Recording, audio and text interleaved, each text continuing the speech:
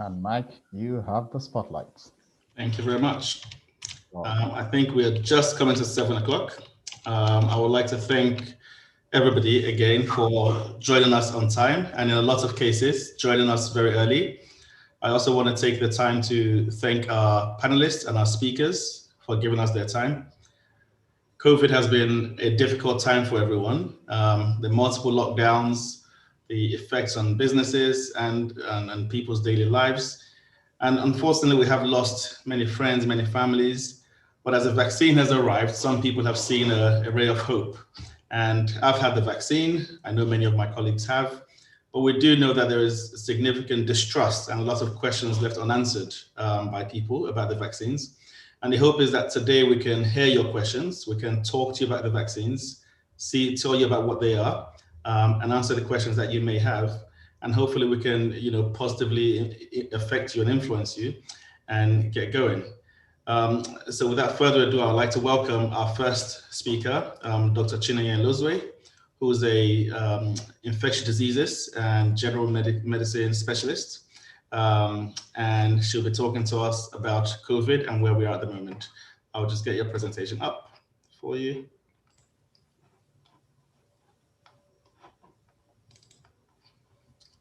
There we are.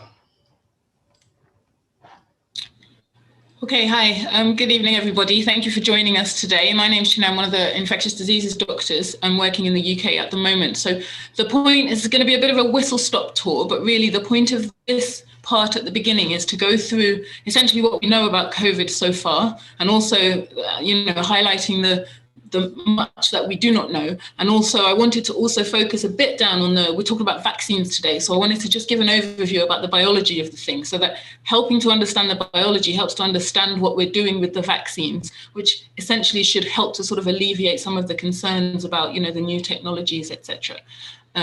So next slide, please. So just an overview, as I say, I'm going to talk a little bit about the virus itself and how it actually infects us. So the virus, the host, that being our cells. I'm going to talk a little bit about the numbers. We know how devastating this has been, both here in the UK, but also the global impact. And then I'm going to talk a little bit about where we're up to with treatments for COVID and what we're using in clinical practice today and what's also in the pipeline. And then talk a little bit about the other side of things, particularly the new variants, which is obviously causing concern. So SARS coronavirus is the severe acute respiratory syndrome, coronavirus 2. The coronavirus original, as it were, was the outbreak in 2002 that happened in East Asia, also started in China, Singapore, Hong Kong, etc., and spread to many countries in the world. And similarly, it's in part of the family called the beta coronaviruses, which also includes MERS, which is the Middle East syndrome of respiratory syndrome, which also had a major outbreak in 2012, and we've had clusters of cases in Korea as well since then. And as I say, SARS-CoV-2, as we all know, was first identified in sort of December in China, in Wuhan, and has, as we know, the situation is as it is. Next slide, please.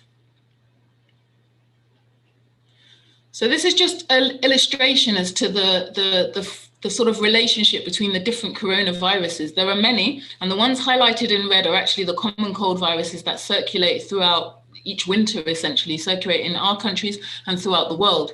And the one in green is a coronavirus that causes bronchiolitis and also pseudocroup in babies.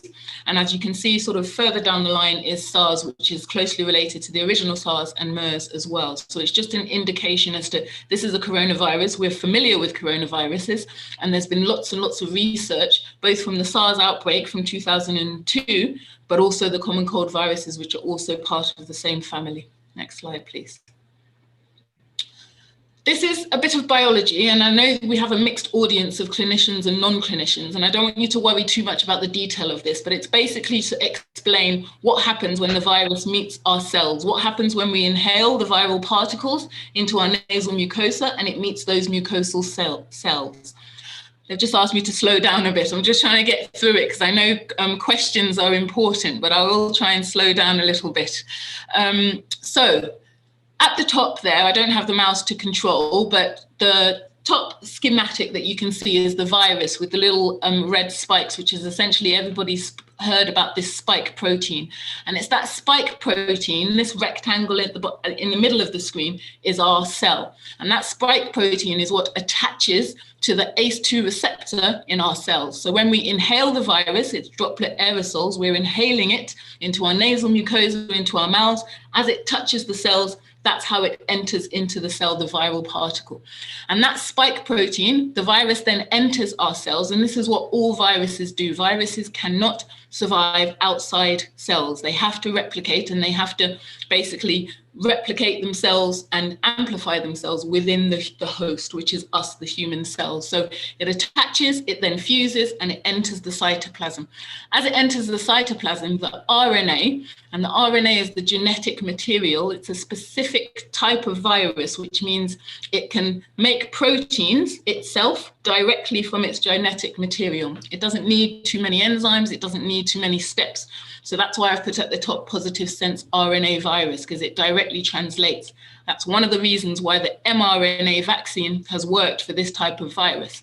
So the genetic material comes out of the virus while it's inside our cells, and then essentially that then gets translated into proteins in the cell using our cell organelles, and then a new virus is assembled based on that replication inside the cell, and then that virus is released, buds out and released from our cells. And that's what normal viruses do. That's what essentially all viruses do. And that's why the mRNA part that's injected in the vaccine is what works in this similar fashion. It's almost a model for how that works, because it's what the virus itself actually does. And just the little star at the bottom, right at the bottom, is just to, I know there's been lots of concern about it affecting our DNA, the DNA in our cells. The DNA in our cells is far, far away down in the bottom of the nucleus. So all this process is nowhere near our own cell's genetic material. Next slide, please. So this is just, again, just reiterating that, just in a bit more detail, but I won't go through it because I want to get through the content so we can get to the questions. Next slide, please. So just thinking about COVID as a disease. So SARS-CoV-2 is the virus itself. It's what we call the virus, the coronavirus. COVID is the disease that it causes. So you get infected with the virus. Some people, as we know, will have asymptomatic infection. So they will have the virus in their bodies, but they won't actually have the disease, but they can absolutely pass it on. But unfortunately, as we know, with the devastating effect of COVID and the devastating mortality of it, it causes disease in a lot of people. So essentially, this is the time course, as it were, of COVID infection. You get infected at the beginning, it enters into your nasopharynx. You have a pre-symptomatic phase where up to 5 days before getting symptoms, you can actually be shedding the virus and passing it on to others. And then at that point, your viral load is very, very high, and that can be detected, for example, with the lateral flow assays at that point. And then you develop an illness. It could be mild to moderate and you could completely settle down, or it could then progress into the severe illness and the critical illness needing ITU stage. And it's at this stage where the actual virus itself is not so much present in the body. The blue line, the light blue line, is sort of the level of the virus, but actually it's the body's immune response and that hyperinflammation of the body's immune response to the virus that is actually causing the respiratory syndrome, the respiratory distress, and causing that deterioration and the sort of devastating respiratory failure that we see in these patients. Next slide, please. I'll try and speed up a bit because there's a bit to get to. So we know about the pandemic, we know the numbers. The size of the circles just basically represents how badly each country has been affected. Next slide, please. There was a question saying, is that the cytokine storm? Absolutely. Cytokine storm is part of one of the manifestations of the severe sort of acute respiratory distress syndromes that happens towards the end of the spectrum. And this is just data from yesterday, actually, on the Public Health England website, gov.uk, showing the hotspots. So in purple, the highest, sort of 800 per 100,000 population. And then the blue, the green is the lowest numbers. So that's sort of where we're up to in the UK at the moment in terms of where the numbers are. Next slide. And again, all of this is just freely available. You can just see the case numbers at the bottom. And then at the top, I just put in a slide about how many have been vaccinated. This is, yesterday I looked this up. So almost 7 million have had their vaccines so far, first dose, which is a good going number, really. So let's talk about treatments. As I say, I'm running out of time, so I'll try and speed up a little bit.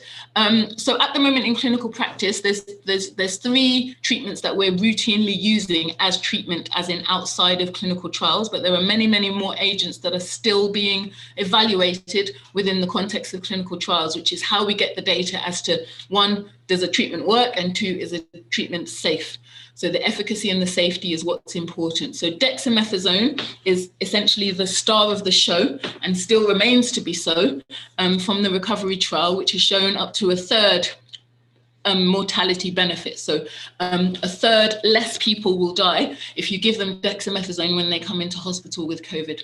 Remdesivir is the antiviral, so it works best at that. Remember, the beginning is the viral stage where the viral load is higher. So remdesivir is something that we are still using in clinical practice.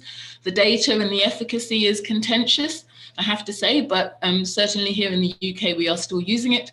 And then at the bottom is tocilizumab, which is essentially as a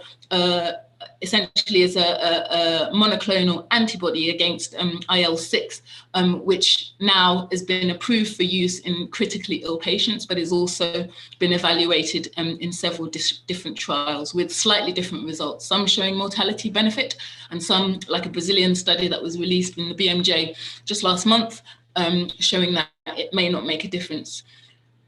Next slide, please. So I'm just going to talk a little bit because there's been lots of talk about different ages for agents, from hydroxychloroquine, azithromycin, zinc, ivermectin, lots and lots of talk about what works, what might work, what can we use here, what can we use in Nigeria or the continent of Africa. So someone's written ivermectin, so we're going to talk about ivermectin in a minute, and I will try and sort of temper the language. I understand that, as I say, we do have non-clinicians here. So this is just to explain about the recovery trial, and that's a trial that's essentially run from the UK, but it's an international trial. So far, there's been 32,300 patients that have been enrolled in the trial, and we enroll patients every day. And essentially, it's to look to see what works with COVID, what makes people better, what stops people dying, and what essentially reduces their length of stay, both in hospital, but also the clinical disease itself. So I'm sure you've all heard of, the azithromycin and the hydroxychloroquine from previously. So the recovery trial, and we're still looking at, in the recovery trial, at colchicine, aspirin, and monoclonal antibodies. Azithromycin was shown to not have benefit from the thousands and thousands of patients that received it in the trial. Next slide, please. Kaletra, again, I'm sure lots of you remember back in sort of towards the beginning of the pandemic last year, a lot of people were thinking, we're talking about Kaletra, which is an HIV drug, but again, it was within recovery trial, and last year it was shown to have no benefit. Similarly, hydroxychloroquine, but there's still lots of meta-analyses, so combinations of different trials looking at these drugs. And as I say, convalescent plasma and tocilizumab have recently recruited thousands of patients, and we're waiting for that data. Ivermectin is the one that lots of people are talking about now. It's sort of the current thing. Yeah, next slide, please. So just going back to ivermectin, which is the current thing that lots of people are talking about, especially for Africa, because it's obviously widely available as an anti-parasitic agent that we use for worms and lots of other parasitic infections. So there are lots of trials ongoing and lots of media interest, just like there was for hydroxychloroquine a good few months ago. Next slide. And just to explain, the National Institutes of Health, the NIH, which is the US-based sort of international research, they made a statement just this month, next slide, which was, a lot of people are saying it's an on-the-fence statement, and it's essentially what we see all the time. Essentially, they're saying they cannot say do use, they cannot say do not use ivermectin because the data is not there. So essentially, we need the clinical trials, we need the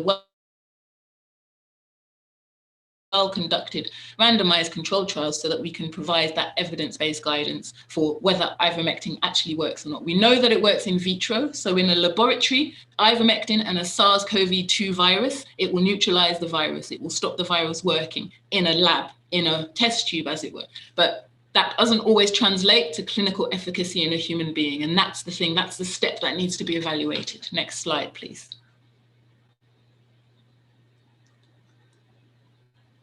Next slide, please. So the last thing really I want to talk about, because I know that we have limited time, so I just go back one slide, is the new variants, because obviously that's also causing lots and lots of problems. So I just wanted to touch on the biology of a new variant. And again, I apologize. I know sometimes, you know, this is a little bit, it's a lot of science and a lot of biology, and we do have a mixed audience. So if you could just go back one slide.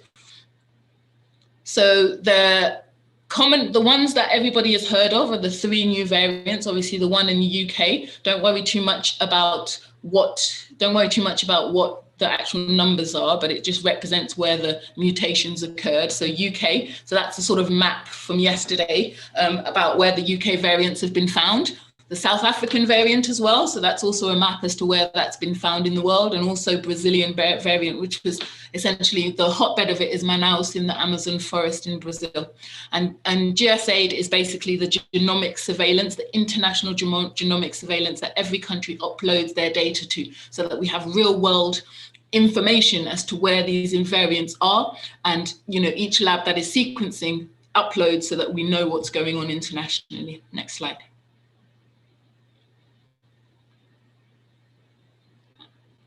Next slide, please. So the variants occur, I'm nearly done. The variants occur because basically that string of genetic material in the virus, it copies itself in our cells, just like that picture that I was showing. Each time it copies, there's a tendency for there to be a mistake at some point along that string of genetic material. So that's why mutations happen.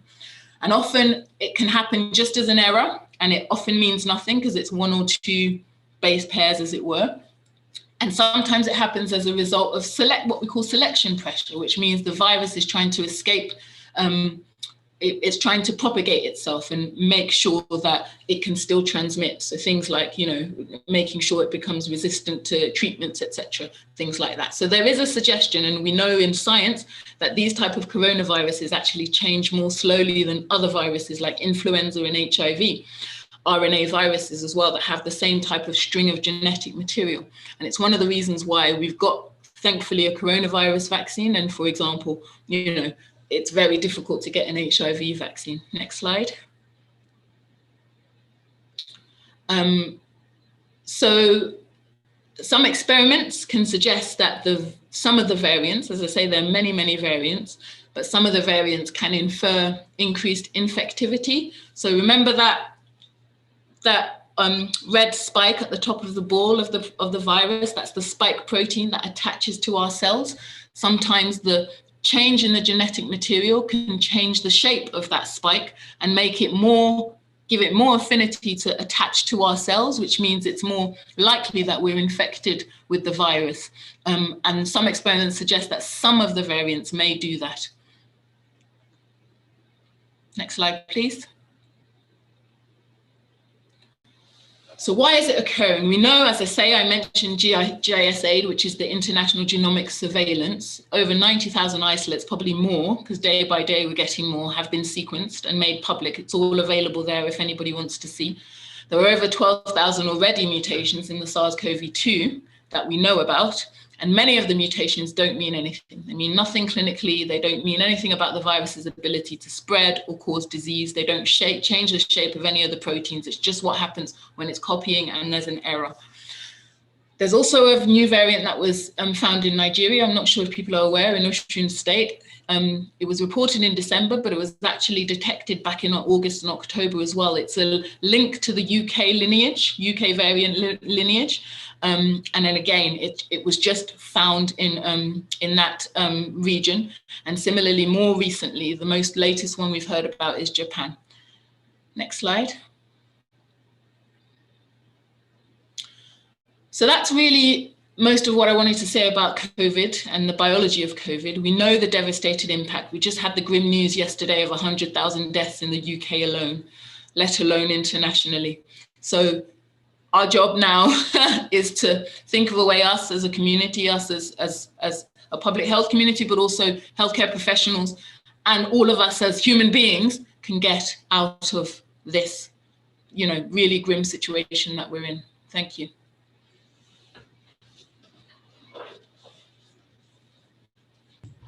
Yes, thank you so much for that, Dr. Ilozue. That was very helpful.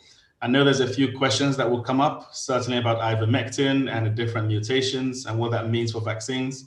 And there's a few questions in the chat, but we'll have some time to come to that already very shortly. So just to introduce our next speaker, who is Dr. Mosun Dorgu, who is a consultant child and adolescent psychiatrist. And she's going to talk about something that we don't often discuss, which is the impact of COVID on children. And hopefully we get to hear some interesting things from you. I'll share my screen for you. I'm quite getting used to this. Next slide, please, business.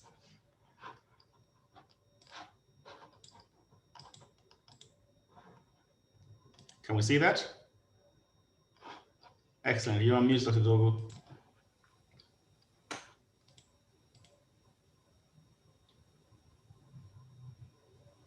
You're still on mute. You can't unmute it. I think, Chris, you might have to unmute her. Yes, I'll do that right away. Thank you. Is the master who holds all the keys. So, Mike, could you stop sharing your screen for 1 second? Okay. Thank you.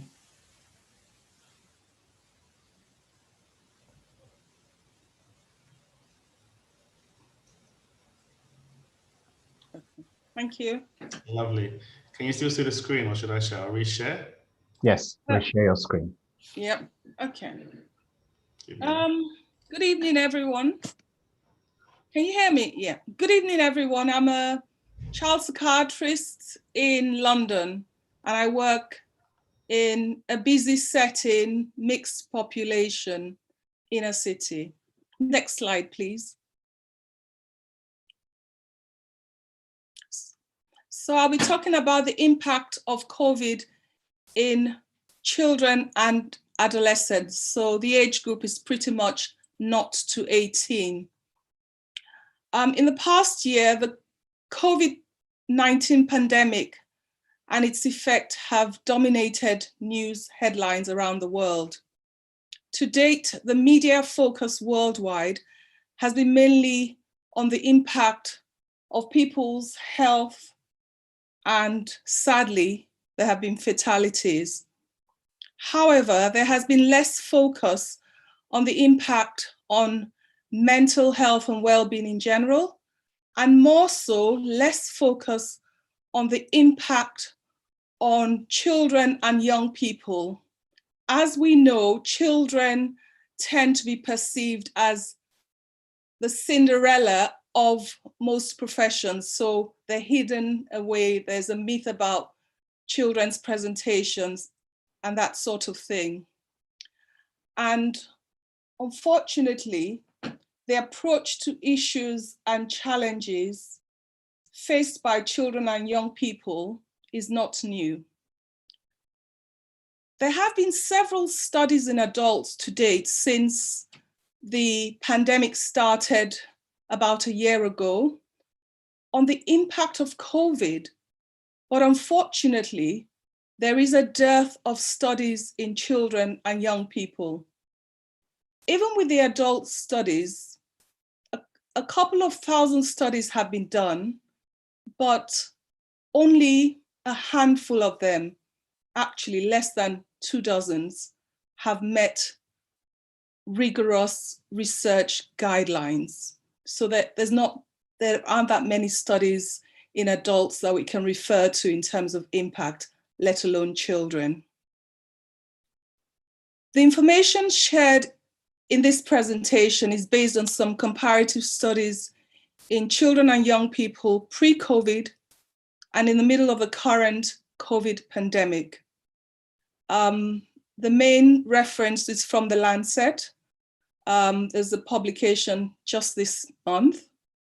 and Young Minds. Young Minds is a mental health charity that deals with children and young people, but the focus mainly is on those with mental health difficulties. And then there have been anecdotal reports from peers, colleagues, and even people who use our services. But unfortunately, we're still at the early stages of putting the information on children and adolescents in a comprehensive format. In terms of the impact, I'd like to look at the impact with regards to the short-term, medium-term, and long-term impact. And in some cases, there might be an overlap. I must say that we're not quite sure of what the long-term impact is. COVID-19 has only been around for a year, but these are just projections. And then in 3 categories: physical health and well-being, psychological and emotional, family and socio-economic impact on children and adolescents. As regards physical health and well-being, I'd like to say that mental health is everybody's business. We all have mental health, but some people tend to perceive the word or the expression in a negative context. We all have mental health because we all have feelings and emotions. And the WHO definition of health is that it's a state of physical, mental, and social well-being, not necessarily the absence of disease. So we need to bear that in mind. So in terms of the short-term effect on physical health and well-being, some children have had COVID. Anxiety symptoms. Anxiety symptoms present with physical features such as some children might complain about headaches, butterflies in their stomach, wet hands, shakes. And so as parents, carers, school teachers, if a child presents with what we might think are due to physical health problems, they might actually be secondary to anxiety. And then there have been issues about access to services, not just mental health services, but physical health services in general. At the start of the lockdown, the pandemic, we had to follow strict government guidelines to minimize face-to-face contact within GP settings and within mental health settings. And unfortunately, lots of children that we would normally have seen within the clinic setting were not offered that privilege. And so since the pandemic, most of our appointments have been done virtually via video link appointments or telephone calls. Priority has been given to urgent cases that present in hospital, mainly A&E or pediatric services. Those are the sorts of young people we tend to see face-to-face in general. We cannot overstate the impact on education. It's been on the news, was on the news today, and the lockdown has meant school closures, and only children of essential workers in the UK, frontline staff, have had that opportunity to have, in quote, uninterrupted education.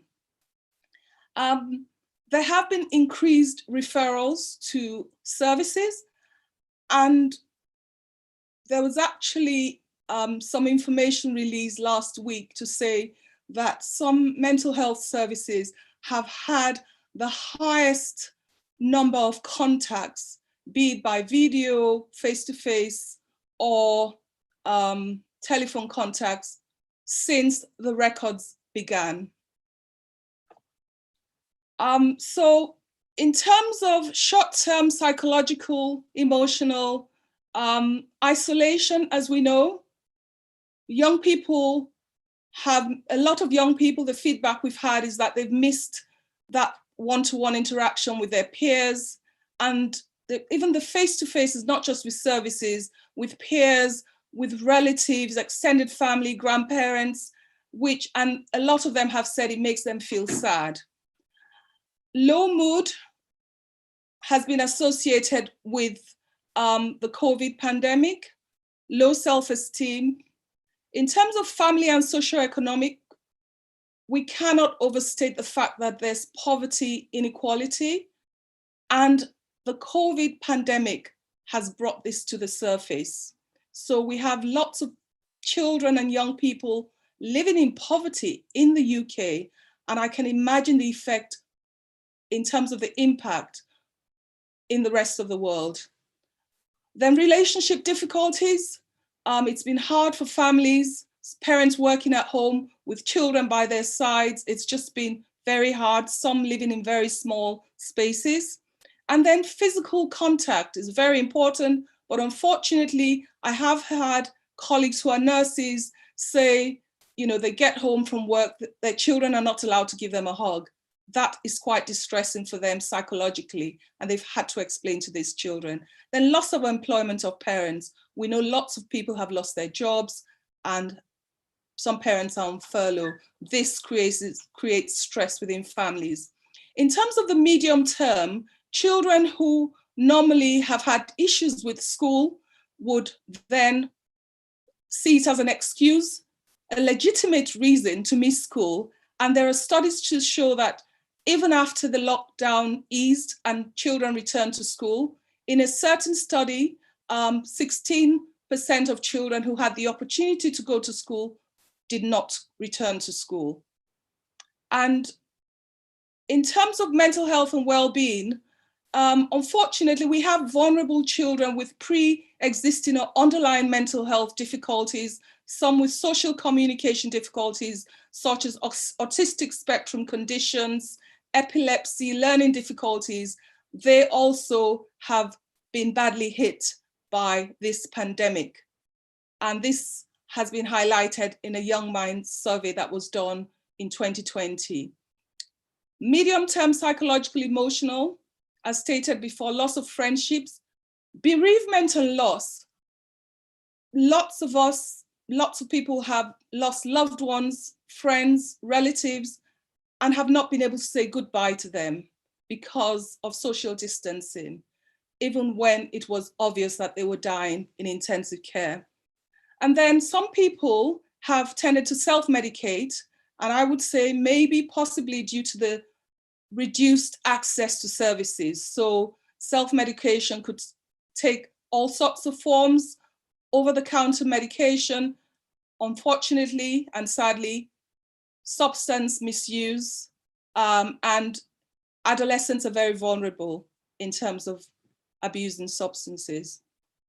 And then in terms of medium term, the stresses on families, loss of jobs, small spaces have led to domestic violence. Just in the last 24 hours on the news, it's been stated that there's been a 25% increase in safeguarding reports or calls to the police and other services, social services. And also, I need to state that the loss of the network has made children more vulnerable. So family network of the extended family, and also the school. Schools, we tended to get lots of referrals from schools, but when schools have been closed, there's been a drop in referrals, but these referrals have been made by GPs, or even self-referrals have increased because that safety net at schools has been temporarily suspended. And so, as I said earlier, long-term effects cannot yet, the extent is yet to be predicted. We need longitudinal studies to decide what the long-term impact of COVID is, but predictions indicate problems with education, unemployment, homelessness, long-term mental health problems, stigma. Some young people in colleges have been stigmatized by their peers just for being quarantined for 14 days. You won't believe it. Then post-traumatic stress disorder is also another long-term effect. And then criminality. There are children who are already vulnerable to conduct disorder, which is bad behavior, and they end up going down the trajectory of criminality and, sadly, parental separation and divorce. Next slide, please. This is just a summary of the impact. So pre-COVID, a survey was done of children and young people in England between the ages of 5 to 16 in 2017. In general, mental health problems across age, gender, and ethnicity was 10.8%. And there has been an obvious increase as a result of the COVID pandemic. And it's 16, in a 2020 survey, it was 16.0%. Next slide, please. These are just examples of problems that have presented to our children's services, mental health services, and GP services in the past year, just as a result of COVID. So some of these problems are problems that are usually found among children and young people, but they've all increased. So sleep difficulties, children these days report nightmares. They watch all sorts of scary things on television, social media, even just the information. There's information overload due to access to technology. Most children, some as young as 5, toddlers, have smartphones, believe it or not. Some even have iPads and they're glued to them 24/7. Some parents, unfortunately, don't put filters or barriers, to protect these children. So they're exposed to things they shouldn't be exposed to. And that causes trauma.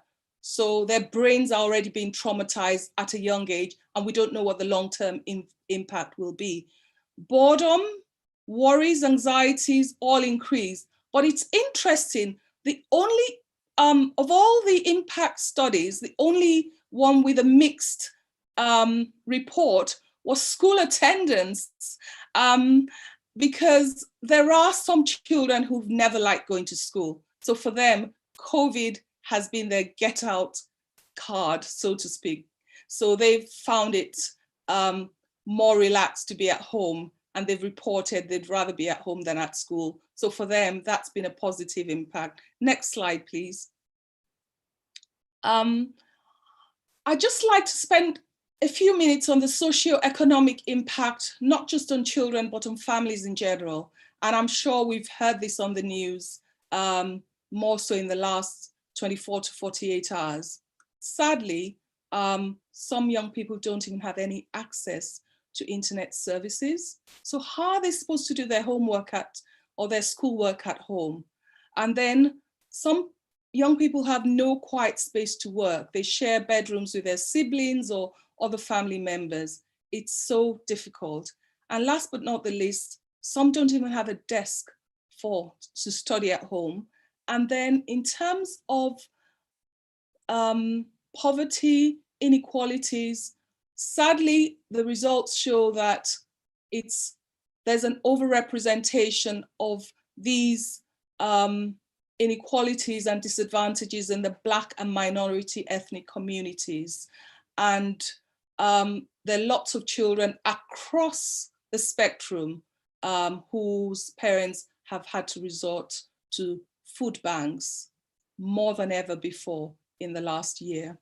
Next slide, please. So in terms of next steps and suggestions, please note that this list is not exhaustive. Your ideas are welcome. You can add thoughts, ideas, suggestions to the chat. I'd like to propose that well-being and mental health awareness training for parents and teachers should be high priority in most countries, because children across the world have been affected, and usually the first port of call is their parents or teachers. So the parents themselves need to be armed to deal with these presentations. And then there's a need to build resilience in children and young people, and including parents and carers. And family members in general. And we need longitudinal studies to understand the possible long-term consequences of the COVID-19 pandemic on the mental health and well-being of children and young people. And there's a need for early identification of mental health problems. Thank you. Thank you so much, Dr. Dorgu. That was very helpful. Certainly, we're seeing a lot of the cases as you've described in GP land, in hospitals. So we're very aware of what's happening. I think we definitely need to be more aware of it and more careful with the things that are to come in the future. Next, we have Professor Dame Donna Kinnair, who is the Chief Exec and a General Secretary of the Royal College of Nurses. Thank you so much for joining us. I specifically wanted you here because I also work at hospitals both in Northwest London and in Newham. And when I sit with my nurses, most of whom are BAME colleagues, the distrust of the vaccine in general is palpable.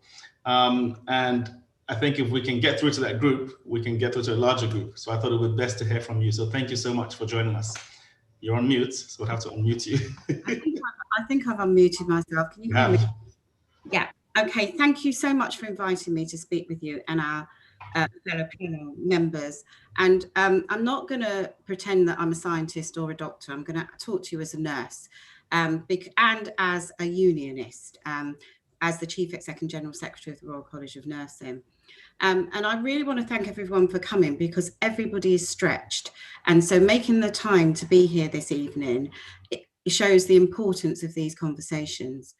But it was only Monday that I was contacted by a colleague that you may well know, Mike, Sam Everington, yes, in East London. Yeah. And he actually, I wish I could show you, it's on my screen, but he actually showed me the data of the cumulative COVID vaccination crude rates in the age groups that have been vaccinated so far in Northeast London. Mm-hmm. And if you look at the graph, actually you'll see it starts with mixed race running along the x-axis. And then I guess it's less than 10 per 100,000 of the population for Black. It rises to about 40 for Asian.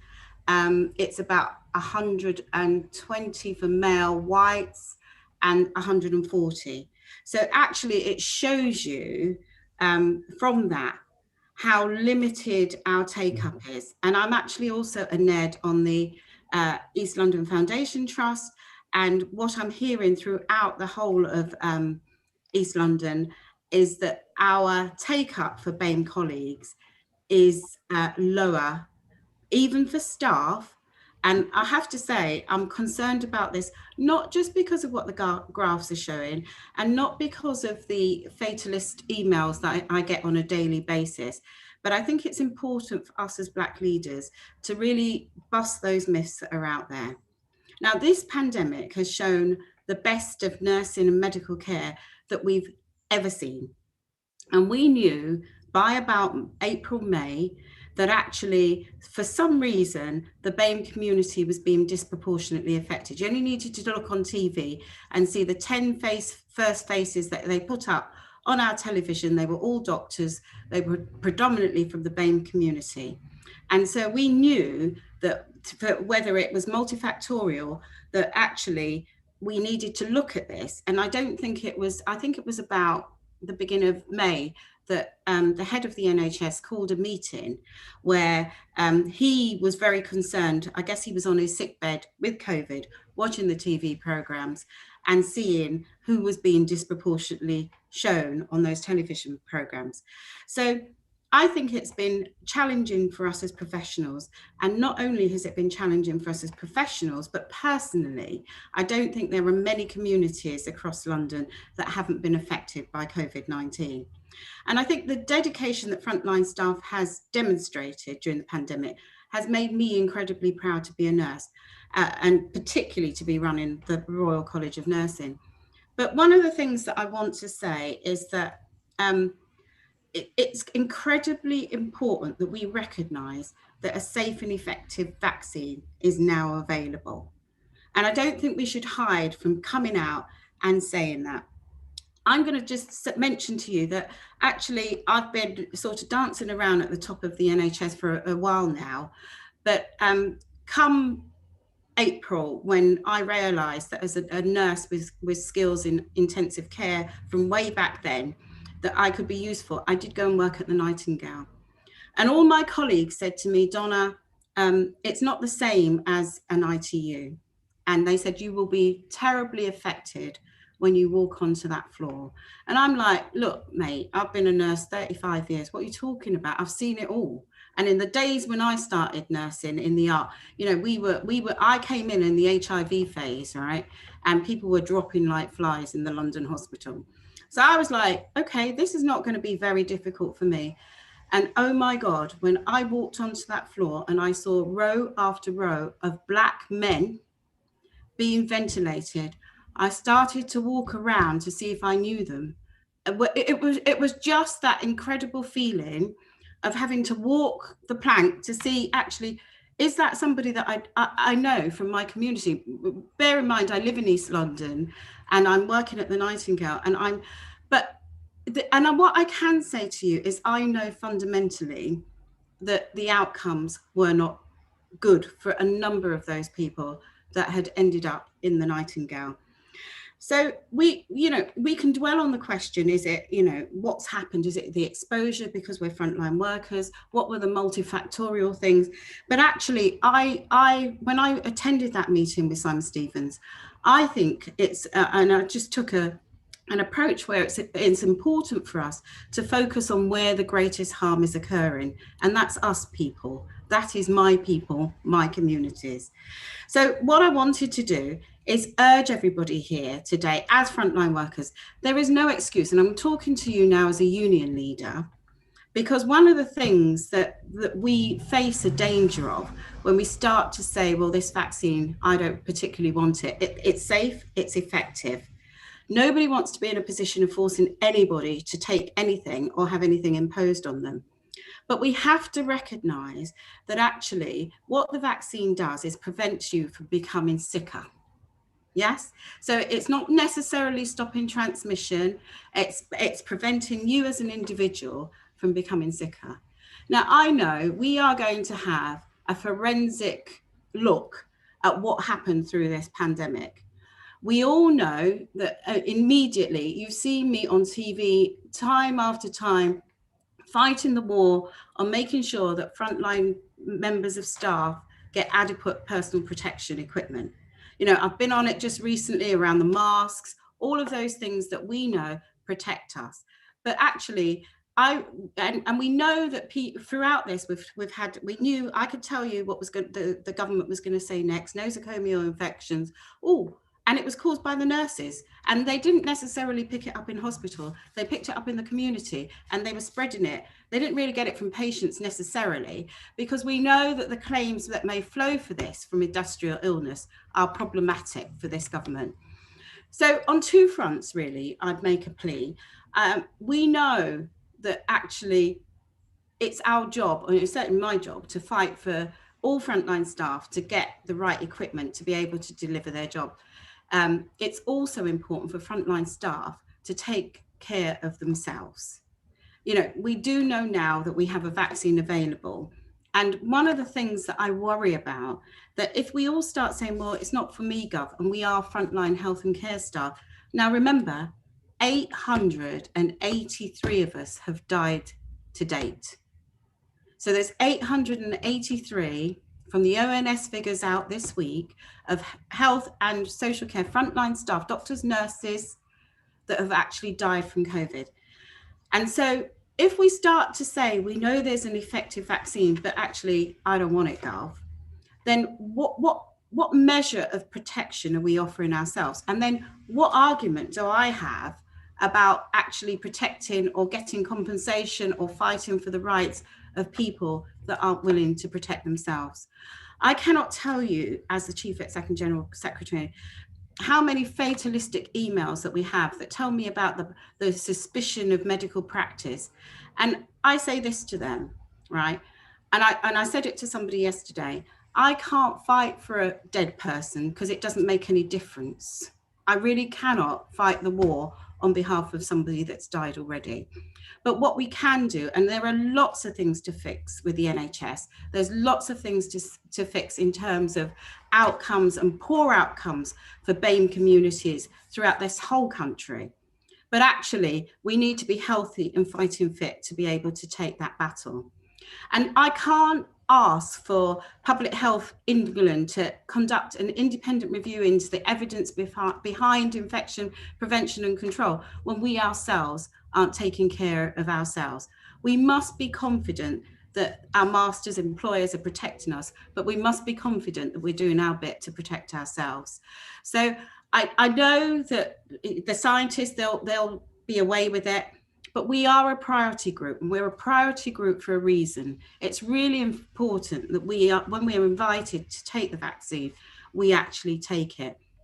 Of course, its impact on us. We've seen COVID-19 reveal a lot about the health inequalities and wider structural disadvantage in our society. And we know that that is there. And we know that we are the group that faces that elevated risk of catching and dying from COVID-19. And we know the Public Health England report highlights the complex and multifaceted nature of the problem. But there is no denying it. We have higher levels of comorbidities. We have higher levels of environmental exposure through multi-generational households. And we know that we occupy some of those roles as key workers that put us at risk. And this virus doesn't discriminate, really, but actually it does, because if we don't start to think about protecting ourselves, it will discriminate and damage us. So it's a collective responsibility for us to do everything we can, not just for ourselves, but also protecting the people around us. It's my responsibility, it's your responsibility to act as a role model to our patients, our colleagues, our families, our neighbours, our staff. It's a collective responsibility for all of us to do that and protect those that are at risk. Now, I'm always stuck because I've got lots of mates in the NHS. When you've been around for 35 years, they say to you, Don, come down here and role model having a vaccine. But also I'm the Chief Exec and General Secretary of the Royal College of Nursing. And one of the issues with that is that they are the very same people who will say that, oh gosh, she's not 70 or 60 and she's jumped the queue. So I'm actually waiting my turn, but I am absolutely telling you today, I'll be having my vaccine. I've literally fired up my family so bad that my niece says to me, my arm's waiting. So all I'm saying to everybody, whether you're a medic, learn about the facts, bust the myths, encourage your relatives, your friends, your families, because actually there is a safe and effective vaccine around and we should be taking it. So even if you've had COVID, still take the vaccine. And I just want to say that I'm going to be around, I hope, having taken the vaccine, to support my colleagues, my friends, my communities for much longer. But actually, as I wrote to somebody that wrote a load of nonsense to me yesterday, saying with a fatalistic approach, I can't protect dead people. So let's keep fighting as a community together, but do the right thing for ourselves and for each other. Thank you. Thank you very much. That's very helpful and fantastic. I couldn't agree more. I see some physical claps, some virtual claps. Thank you for that, Dame Kinnair. We're supposed to have a question time now, but actually lots of the questions coming through are mostly about the vaccines and how they work. So I thought it might be better if we skip to Laura, who's going to talk about the vaccines, and then we can follow through and have questions later on, if that's okay with you guys. So Laura Eghobamien, I'm going to come back to you, please. Laura is a scientist, a lead assay scientist at the Pharma Pharmaceuticals, and she has a wealth of experience about all the vaccines and how they work. And hopefully all the questions that you have were directed towards Laura. So Laura, please share your screen and take it away. Thank you. Fantastic. Great, can everyone see the screen okay? Great, can you hear me okay? Fantastic. Good evening, everyone. My name is Laura Eghobamien, and just really wanted to take the opportunity to thank the organisers for inviting me to speak with you this evening. So before I begin, I'll just give a little background. So as we know, and we've heard, we are in lockdown, another lockdown, and our life has been put on hold with the coronavirus. And we have quite a plethora of people on this platform this evening. So we know we're going around with masks, and our life is really not the same. And I really want to go back to how things were, where we were, partying, being able to mix with people. And I just hope we're going to be able to get this back someday. So a little background about myself. So I'm a lead assay scientist at a small biotech called Mestec Therapeutics, and they're basically involved in trying to look at the way fibroblasts are working against both oncology as well as inflammatory diseases. I'm also the founder of the Black Medical Scientific Network. This is a charity organization which supports Black professionals in both medicine and science, and as a way of trying to educate the community on current scientific affairs. And my career really mostly spans in the biotech, and I've really been worked in developing both respiratory and oncology-based therapies. And I'm really involved in very early drug discovery and basically running more biological assays. So I've worked in a number of pharmaceutical companies. Great. So this is just an overview of what I'll be covering today. So I'm just going to give an overview of COVID and how it affects, destroys the lung, and then just to talk about how vaccine has what we've learned through history and how that's affected our sort of perceptions. And I'll focus on the 3 main vaccines which have been approved in the UK. And then I'm just going to cover some of the myths around some of the vaccines, and I'll finally end with a summary. So as we've heard before from the first speaker, COVID-19, and this is the virus itself. And basically what we've shown as science is that we've been able to basically sequence this vaccine in the lab, and we know that spike protein is very, very important in basically the viral entry of this virus into the cell. And we also know that the lipid membrane, the outer layer of the virus, is basically what causes the actual virus to be more transmissible between humans. And we know that it is an RNA encoded protein. And we know that this virus is basically can stop through soap because it's basically lippable, and basically went through washing of hands, we can basically destroy that virus. So how does it affect the lungs? So we know that through basically attracting the key area, because it's a respiratory virus, it does attack the alveolar walls. The main area that it affects is the alveoli, and basically what it does is that it destroys the surfactant of the alveoli, and you reduce gas exchange. And in doing so, you do prevent blood flowing through and preventing the whole gaseous exchange, preventing and damaging further organs there, leading to multiple organ failure. And we've also heard that this, through kind of what's been happening globally, the death rate is over 2 million. And we've also heard that recently in the UK, we've overpassed the 100,000 death rate. So how do we basically achieve herd immunity? So this is really the global aim of vaccination. And I've just got it here in this schematic here. So in the green, basically what it represents is a person who's not immunized, but it's still healthy. In yellow, this is a person who's humanized and healthy. And basically in red, this is a person who's not immunized and who's sick. So we've got 2 different scenarios.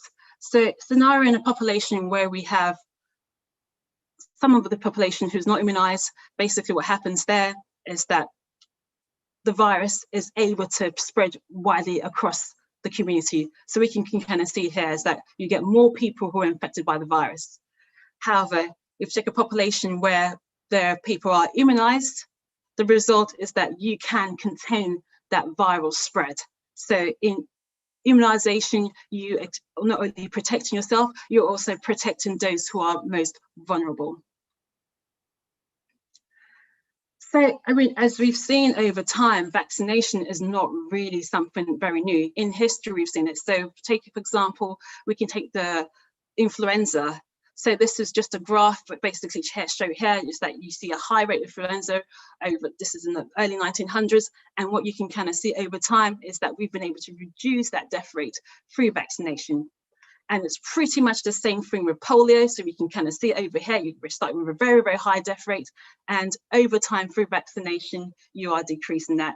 And then lastly, through measles, pretty much the same thing. So it is a tried and tested method that we are able to achieve immunity through vaccination. So the whole goal of vaccination, it also affects how we perceive it. So it's only going to be effective if really we are basically clued onto it as well. So this is just kind of just a graph just showing our perception. So we've been through this, we're at this pandemic now, so we've been here for about almost a year now. So March last year, when we heard about the COVID news, you know, we were all really, really sad. And then in August last year, we had news about the vaccine. You know, some of us were happy at the time. And then, you know, last November, we heard the vaccine was being, you know, it was about to be launched. And then finally, you know, this year, the vaccine has finally been rolled out. But in a recent survey, what's been shown is that 72%, you know, of those in the Black population have said they're not taking the vaccine. And as we've heard from the last speaker here, you know, this is a true figure. So we just need to really remember that, you know, we have been able to control pandemics before, like polio, MRR, and the flu, through vaccination. So if we take a closer look at the three main vaccines which have been approved in the UK. So we've got the Pfizer-BioNTech vaccine, we've got the AstraZeneca, as well as the Moderna, which has just recently been approved. So we know that the Pfizer and AstraZeneca vaccine, so the Pfizer vaccine is a messenger RNA, which is encapsulated in lipid nanoparticles. That's very similar to the Moderna vaccine. The AstraZeneca vaccine has been made through in chips and chimpanzees. So this is using the adenovirus vector. This is basically just a vector which is carrying a virus into the cell. And the doses are really this is just based on the studies which have been shown. So all of them really require 2 doses and this is the data really from the clinical trials. And that's how the doses have been able to have come about in terms of how they're given and in terms of how long they've been given apart as well. And it's also been shown again through clinical trials is that you can detect antibody response for the Pfizer vaccine, that's 7 days, and both for the AstraZeneca and the Moderna vaccine, that's 14 days.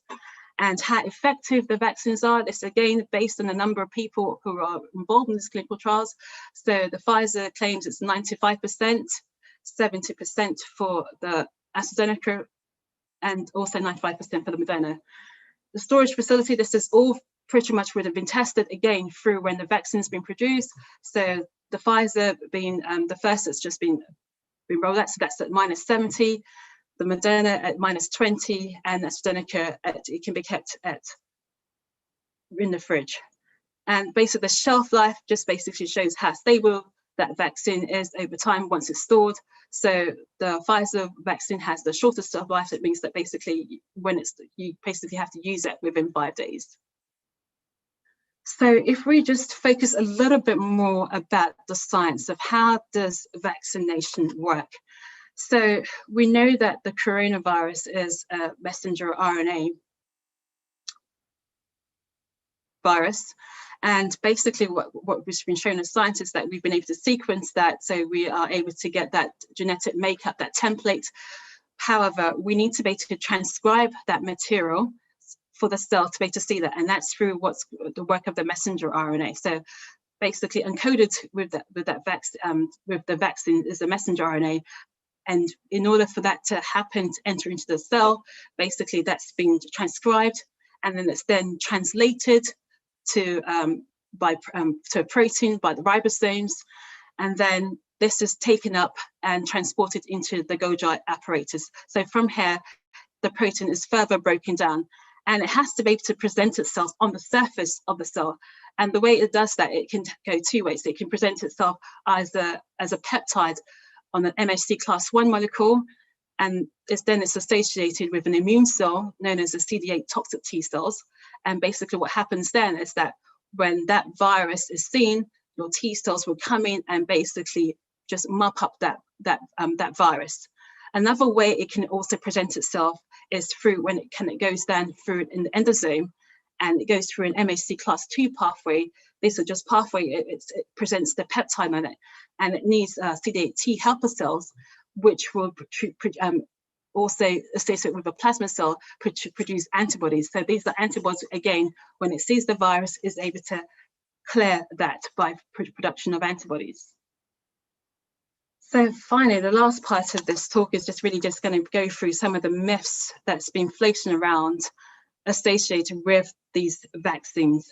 So the first myth, I'm sure a lot of people have seen this, is that the virus is, what's been said is that it contains aborted fetus. So the AstraZeneca virus has been produced in cells, and these are cells which are, these are HEX 293 cells.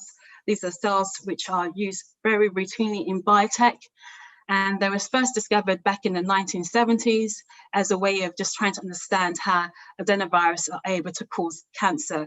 So these would have been legally obtained at the time.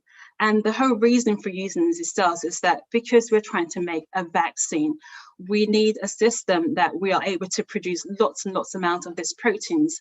And what happens in this process is that you get, it has to go through a whole filtration system. So it goes through a bioreactor, and therefore there's also further downstream processing and purification of that cell.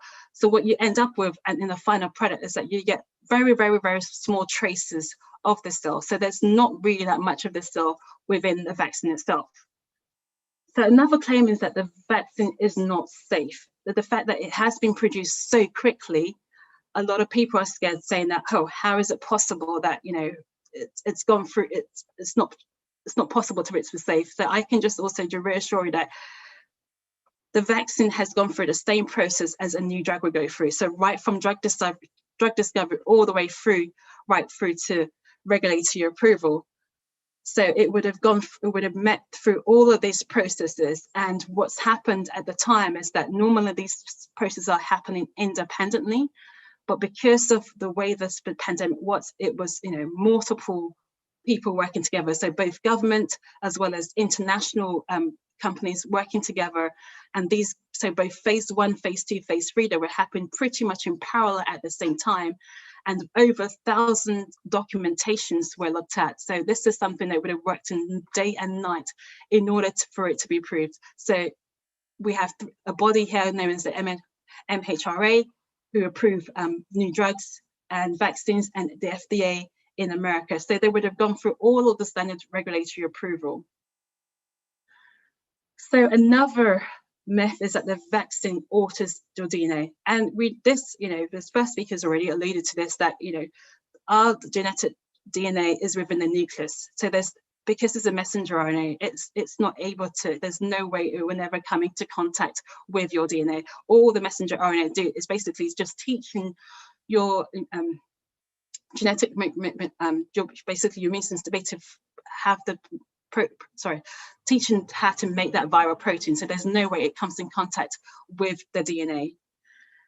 And also another quotation is that the vaccine contains the mark of the beast. And this again is false. There is speculation that it contains an enzyme called luciferase. And just again, because of the name luciferase referring to Lucifer, this enzyme really, again, this is used routinely. I use this enzyme in the lab, and all it is basically is a binding mechanism, and it basically just helps your cells to be able to glow up. So you're able to see your cells in the lab, and that's all. I mean, if this luciferase was in the vaccine itself, we will all be going around glowing like light bulbs. So this is not true. So again, this here saying that the vaccine makes one infertile or impotent. Again, there is no scientific evidence to support this. There's also claims that there's a microchip that's been inserted into the vaccine. Microchip is metal, the vaccine is liquid. So again, this is just not possible for it to be to insert a microchip into the vaccine. There's also claim that the vaccine has been developed to control or eliminate certain groups of people from our society. We are in a pandemic, you know, we've seen the numbers, so many lives have been lost. The way the vaccine has been rolled out is that high risk groups have been identified first, and they're given the vaccine first. So they've been prioritized. So it's not a way of eliminating a certain group. And there's also the final claims that the vaccine is ineffective against new strains. Again, these new strains have just been come out. There are ongoing studies. We're not really sure, how effective these. There are claims that these vaccines will be protected against new strains, but we need ongoing studies to be able to prove this. So there is ongoing research looking at this. And the way that I guess I see this is that we have the seasonal flu. The virus does mutate. It's more likely that we will have to have a seasonal jab for coronavirus. So just to summarize, vaccination is a tried and tested concept, and we have been able to slow down, disease in the past through vaccination. We can trust the science to show, because it has been through the right regulatory approval to show that the vaccine is safe. And the fact that it will enable our immune system to make the right antibodies, and also, in addition to the T cells, to be able to fight COVID. And the fact that the more people are vaccinated, we are able to achieve herd immunity. And just finalizing, just that we should really, really be cautious. There is a lot of information that's floating on social media, and a lot of it has no scientific weighting. So we should really be cautious about what we're reading, where we're getting it from. People forwarding us things on WhatsApp. Really question what it is they're forwarding you, and just try and ask basically an expert in the field. We have a great opportunity to discuss this evening, to get the fact information as opposed to a fictional information. Thank you very much. That's it. Thank you very much for your time. I'll stop sharing my slides there. Thank you so much, Laura. Again, that contained a lot of information, and I can see the chat box is getting away with many questions. What we'll do, we've got Dr. Ikpoh and Bishop Dorgu left to go. I've made a list of questions, some that we've tried to answer in the chat, and others which I'll put to the panelists at the end. So if we can welcome Dr. Margaret Ikpoh, who's a GP and has been leading on the vaccination in the community, and just to talk about the challenges and successes that you've had so far. I shall share your screen for you if you can. Thanks, Mike. Can you hear me okay? Yes, we can. Okay.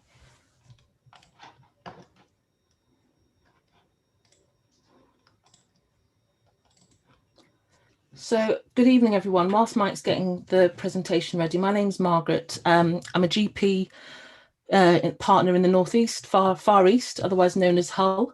And I've been here for about 10 years, but I was born originally in London. I've got many hats on, but predominantly I'm a GP and I work 4 days a week as a GP. So as Mike has alluded to, I'm just going to have a bit of a chat, because Laura, I think, has done half the work for me on what we're currently doing from a primary care, from a GP perspective, if that's okay, and discuss some of the successes we've had and challenges as well. Oh, thank you for that. So I'm not very, although I am from a science background, it's not going to be very scientific. I'm going to take on a bit of a personal journey of mine. And also because it's very late in the day, I think I work probably better with pictures. So about a year ago in February, I took my family with a group of friends to Nigeria. My dad's from Nigeria. And this was the picture that greeted us at the airport. And I remember just being stunned and saying to my husband, I said, is there another Ebola outbreak? Have I missed something? And one of the ground staff said, no, madam, there's something happening in a city called Wuhan, which I think not many of us had heard of before. And also with what's happening in Italy and Spain, we've been through Ebola and we're not taking any chances. So a week later, when we got back to the UK through a very different airport, I must say, we were having dinner around a table with some family and friends. The majority were healthcare professionals.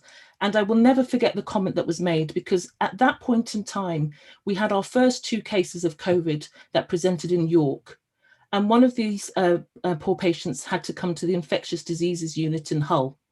And I said, I am really worried about this, because I think this could be something bigger than any of us have seen in our lifetime. And the response from quite a few of my colleagues was, COVID does not affect Black people.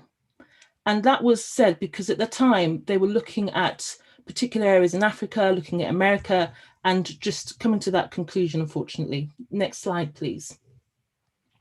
So what are we doing in primary care? Because now we know not only does it affect Black people, but like Professor Kinnair's alluded to, we are disproportionately affected by this virus. So we all expected a vaccine, and I know there's been a lot of chat in the group that, you know, before this development of vaccine, it took roughly about 4 years to develop a vaccine.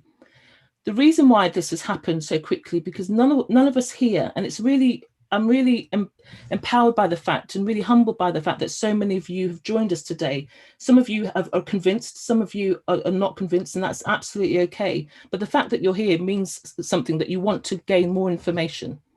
So many platforms were working at various times during this pandemic to achieve a common goal.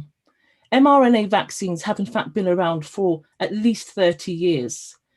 But the pandemic has just literally catalyzed the efforts, because for one point in our time, we all had a common enemy, as it were, which was this virus, which was causing not just, it wasn't a UK problem, it wasn't an Italy problem, it wasn't a China problem. This is a global problem with a devastating impact, not just on our health, but as you can see, on the economy around us.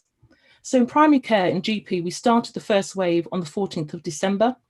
The hospitals, we're working parallel with them, started a week earlier, but 75%, at least 75% of the vaccination program is being delivered through primary care. And at the beginning of this week, we achieved a remarkable feat of at least having 7.7 million people, as Chinenye mentioned early on, being vaccinated already. We're currently arranged in primary care networks, and what that is, the primary care networks are basically a group of general practices that come together for common good and to deliver services to our community, and the vaccination program is one of them. So for me, one of the main successes of this has just been the sense of community. Our volunteers have really stepped up, from just retired healthcare professionals, people who just at home who want to chip in, our medical students, whether it's marshalling, vaccinating, data admin, everyone stepped up to the plate to try and help us solve this problem. Next slide, please. So we have a committee who decides who's going to get the vaccine, called the Joint Committee of Vaccination and Immunisation. So at the moment, the strongest predictor of mortality is age.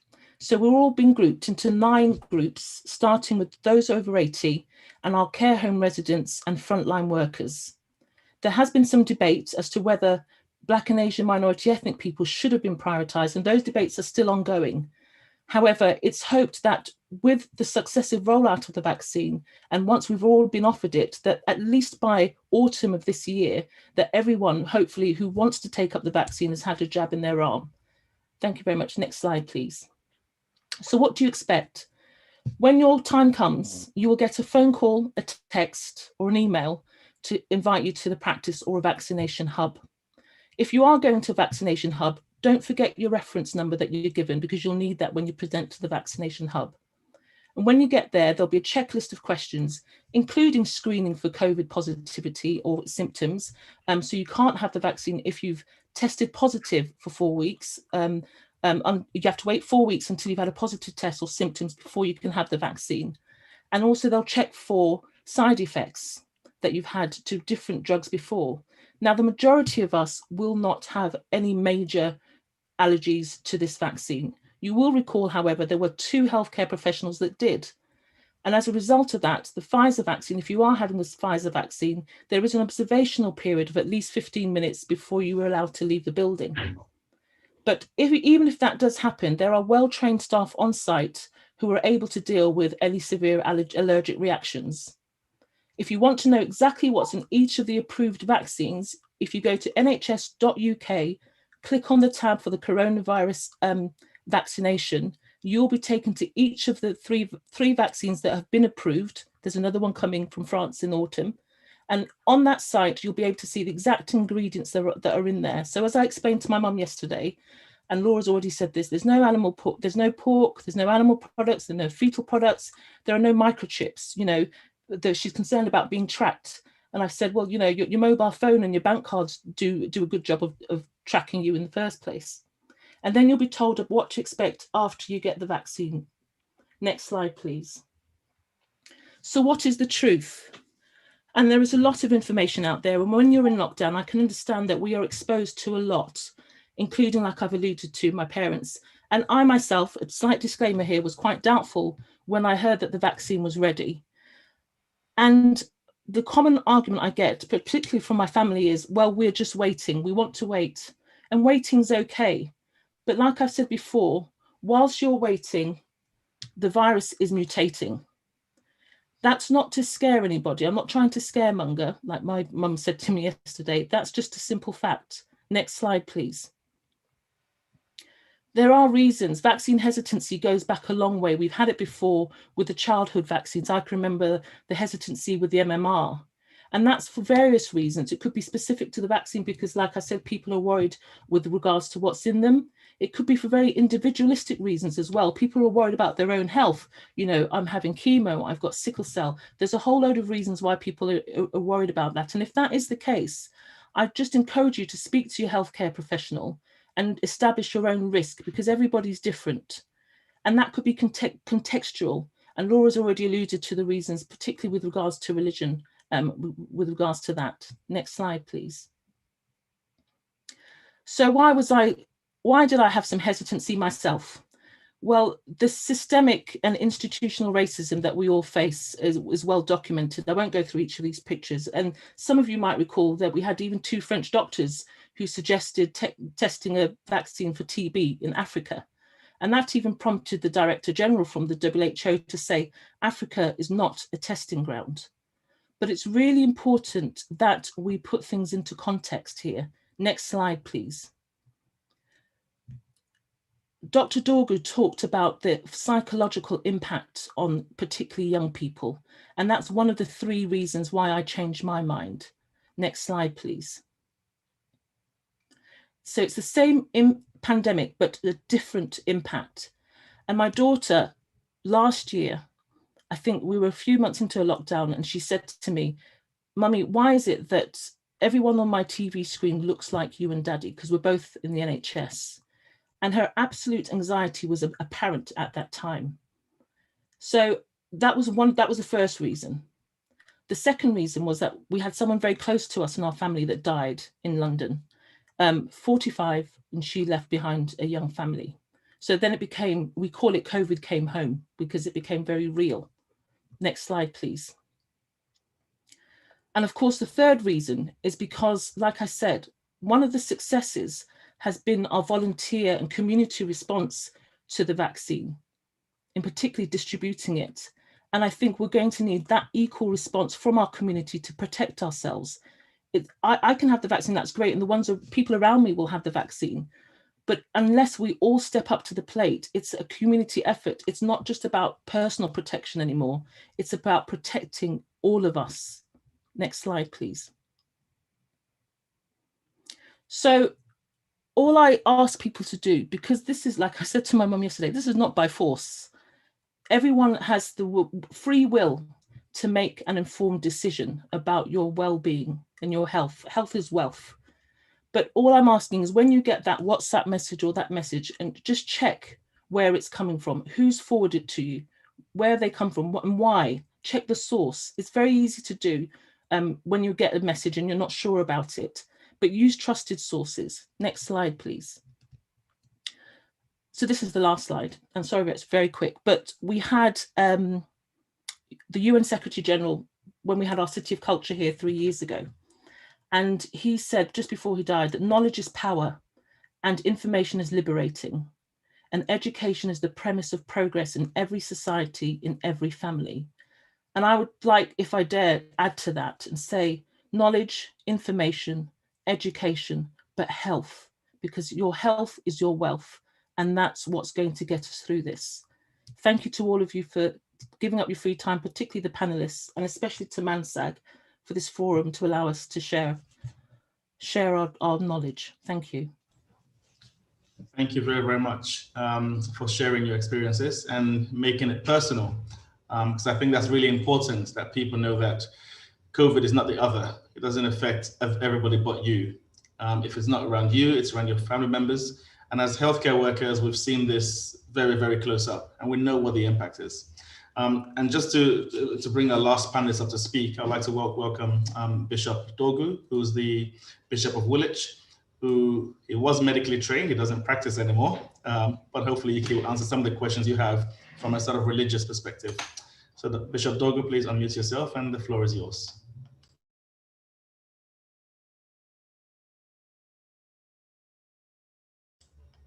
You're still muted. You're still muted, Bishop Dorgu. There you go. Oh, it's got to unmute me. Yeah. Hello, good evening, everybody. Thank you, Mike, and thank you all so much for what I would describe as a brilliant evening of scientific expose. I want to give credit to all the speakers tonight. I mean, Dr. Mike here said I'm no longer in practice. Who said that? Once a doctor, always a doctor. Doctors never stop practicing. You'll be surprised. I'm still giving prescriptions. Don't tell anybody that, okay? So tonight, I just want to talk about what I believe is the background to a lot of the myths and hesitancy we've seen in our Black community. Because as you know, you very rarely find a Black man who is an atheist. And as the professor said, it is our community. And having been around this business for over 30 years, I can tell you that in this last week, my wife and I have been very shaken because we've lost 3 people that we know to COVID, all BAME people. 3 people, and the youngest was in his 50s. He's left a wife and 2 children. So tonight, what am I talking about? I'm talking about religion, spirituality, and vaccines. I can assure you that the scripture says that all scripture is given by inspiration of God and is profitable for training, for reproof, correction, for instruction in righteousness, so that the man or woman of God may be perfect, thoroughly furnished unto all good works. And I can assure you from Genesis to Revelation, the scripture says nothing about vaccines at all. Just as it says nothing about GP surgery or GP practice. But I can assure you that there are 2 key references in scriptures in the Old Testament, before we come to the New Testament, where reference is made to medical cures and medical panaceas in relation to epidemic conditions. For example, in Numbers chapter 21, some of you may be familiar with this. After the children of Israel in their journey from Egypt to the promised land murmured against God and complained about the things that he hadn't done for them, the Lord sent venomous snakes amongst them. As the snakes started to bite them, they died of the effect of the venom. But Moses went and prayed to God, and God said to him, okay, Moses, make a brazen serpent, put it on a stick, and raise up the stick. And anyone who is bitten by these poisonous venomous snakes, if they look up to that serpent that you raised up, they will be saved from the effects of the venom. So Moses did that, and as many as looked up to that brazen serpent on the stick that was raised was saved from the effect of the bite, of the snake bites. And today, you know, that snake that was lifted up in the wilderness has been taken by New Testament commentators and New Testament theologians as a typology of Jesus Christ being raised on the cross to die for the salvation of all humanity. But I can tell you one of the interesting thing, that snake, that serpent that was raised on the stick, today is the symbol of modern medicine all over the world. So whenever you look at the medicine, the symbol of the NHS, the serpent on the stick, that's where it comes from. So that was the first case we come about in Numbers chapter 21. Secondly, in Jeremiah chapter 8, the people of Israel were going through an epidemic as a result of their disobedience to God. And the Lord spoke to them that in order to recover from their pestilence, they had to use the balm in Gilead, which the Lord had given to them to use as a panacea, as a remedy to the situation. So that was the second reference medically.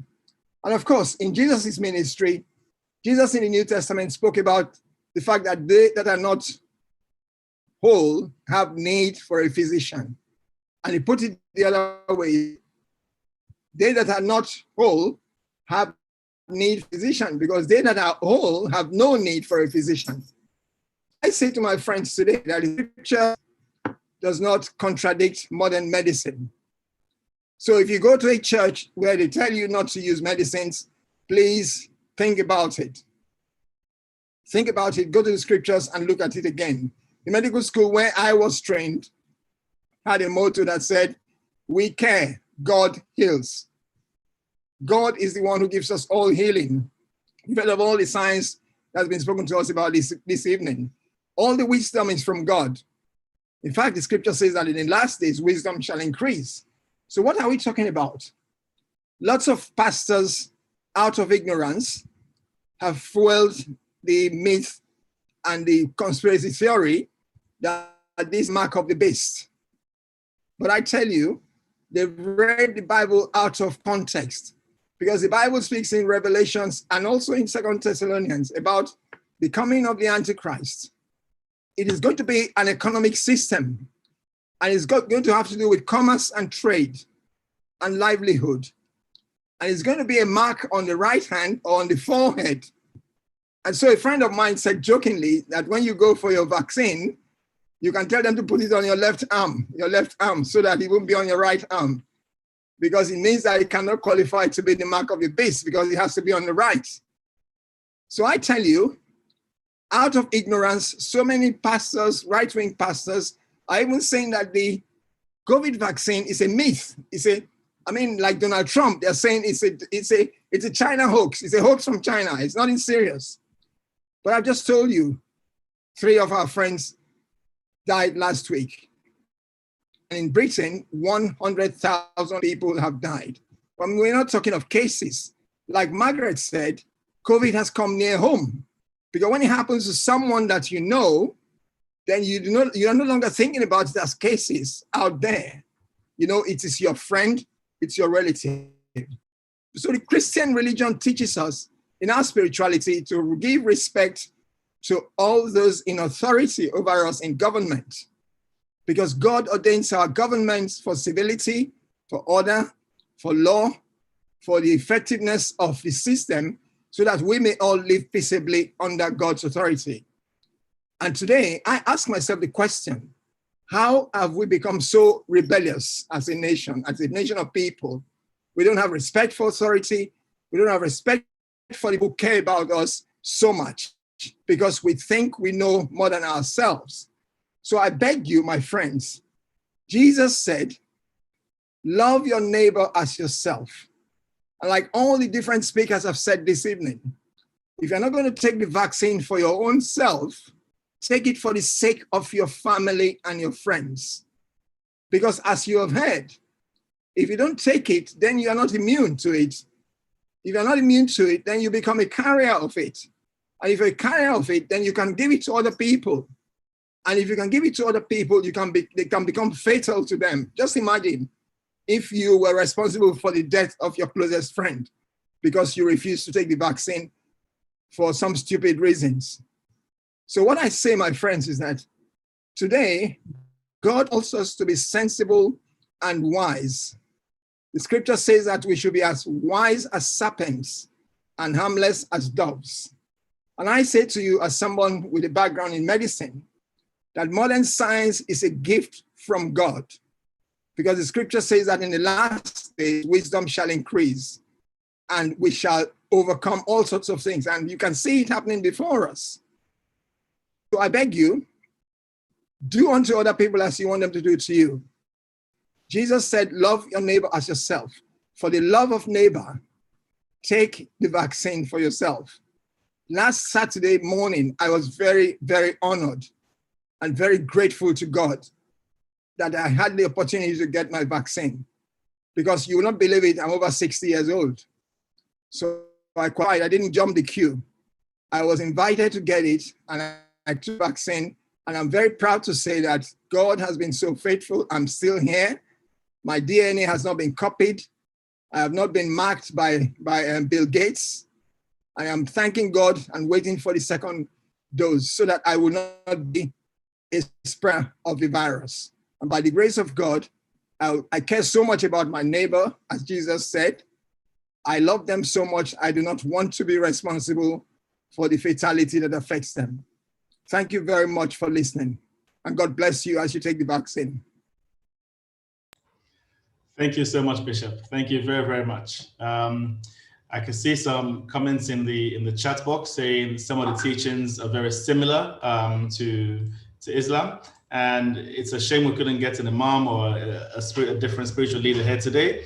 But I know that in the community, these messages are being shared, and if people have questions, please reach out to your spiritual leader, to your community leader, to your GP, a friend of yours who's a healthcare professional, and I'm sure we'll all be more than happy to answer those questions in whatever way we can. Now we're going to open to questions, question session. We've got about 25 minutes to hopefully answer some of the questions. And we've got some which came by email previously, quite a few of those. So we'll try our best to cover as much as we can. So I'll start off with some of the questions, if that's okay. So one person said, the global community is working on curing and preventing COVID-19. What causes COVID-19? I propose we start applying our efforts and energy to addressing the root causes and not its effects, i.e. looking for a cure when one falls sick. I suppose the short answer to that is you're correct. Prevention is always better than cure. And the aim is to try and improve our health to prevent, conditions getting worse. However, it is here. It has come home. We've had more than 100,000 people die. And to prevent that getting worse, it's important that we, as well as try to find a cure or minimize its effects, focus on prevention. And going forward, I think people have raised the questions of natural immunity. I will put that to some of our speakers. They've also talked about why we're not recommending things like vitamin D.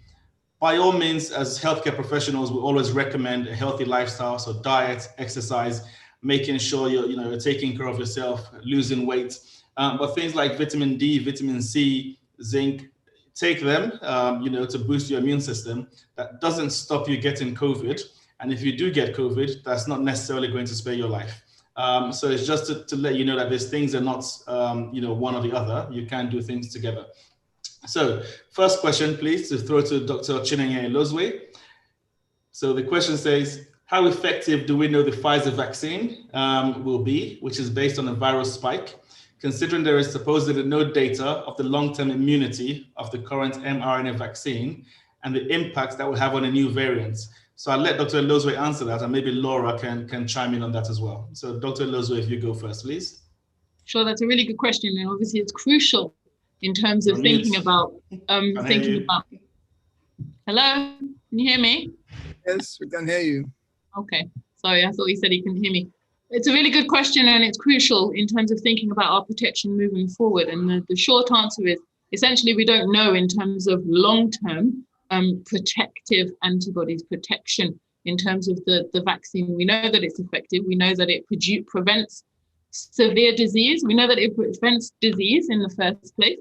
And we know that it definitely prevents severe disease. So it prevents people being hospitalized, and it prevents people being admitted to intensive care and needing ventilation for that significant respiratory distress caused by the COVID infection. In terms of how long it lasts, the thought is, essentially, long-term in terms of how many months and how many years, or whether we're going to be needing revaccination. All of this is being looked at. The fact that the vaccines have been approved now by the MHRA, the fact that, it's been rolled out does not mean that the work has stopped. In fact, the work is probably ongoing more than it was through the sort of phase 1, 2, 3 of the trials. So, people are still recruited to these studies, and they're still following up in terms of antibodies, and they're still following up in terms of antibody response and also infections, so that we know essentially how long protection lasts, and then we're able to roll out in terms of when revaccination will be required.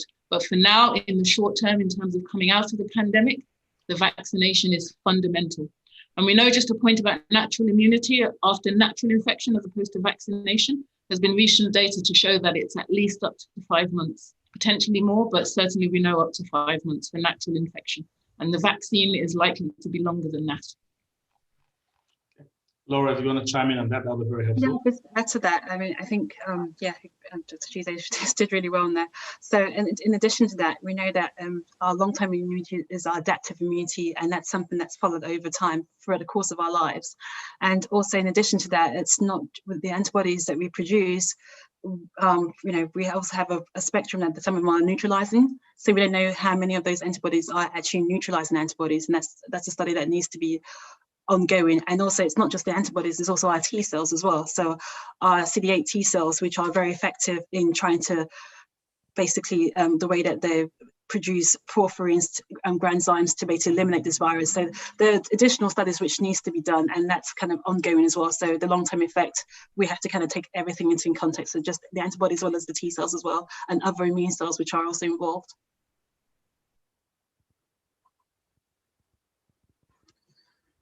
Okay, thank you for that. Another question, which I'll hopefully put to Dr. Daniel Osigbe, says yesterday's 100,000 recorded, or yesterday we recorded 100,000 COVID deaths. How do we know how many people have actually died of COVID rather than for another reason? Also, what about the number of people who have died of flu during this period? Some people believe some of these COVID numbers include the numbers of people who have died from flu, but it's been recorded as COVID. Daniel Osigbe, please.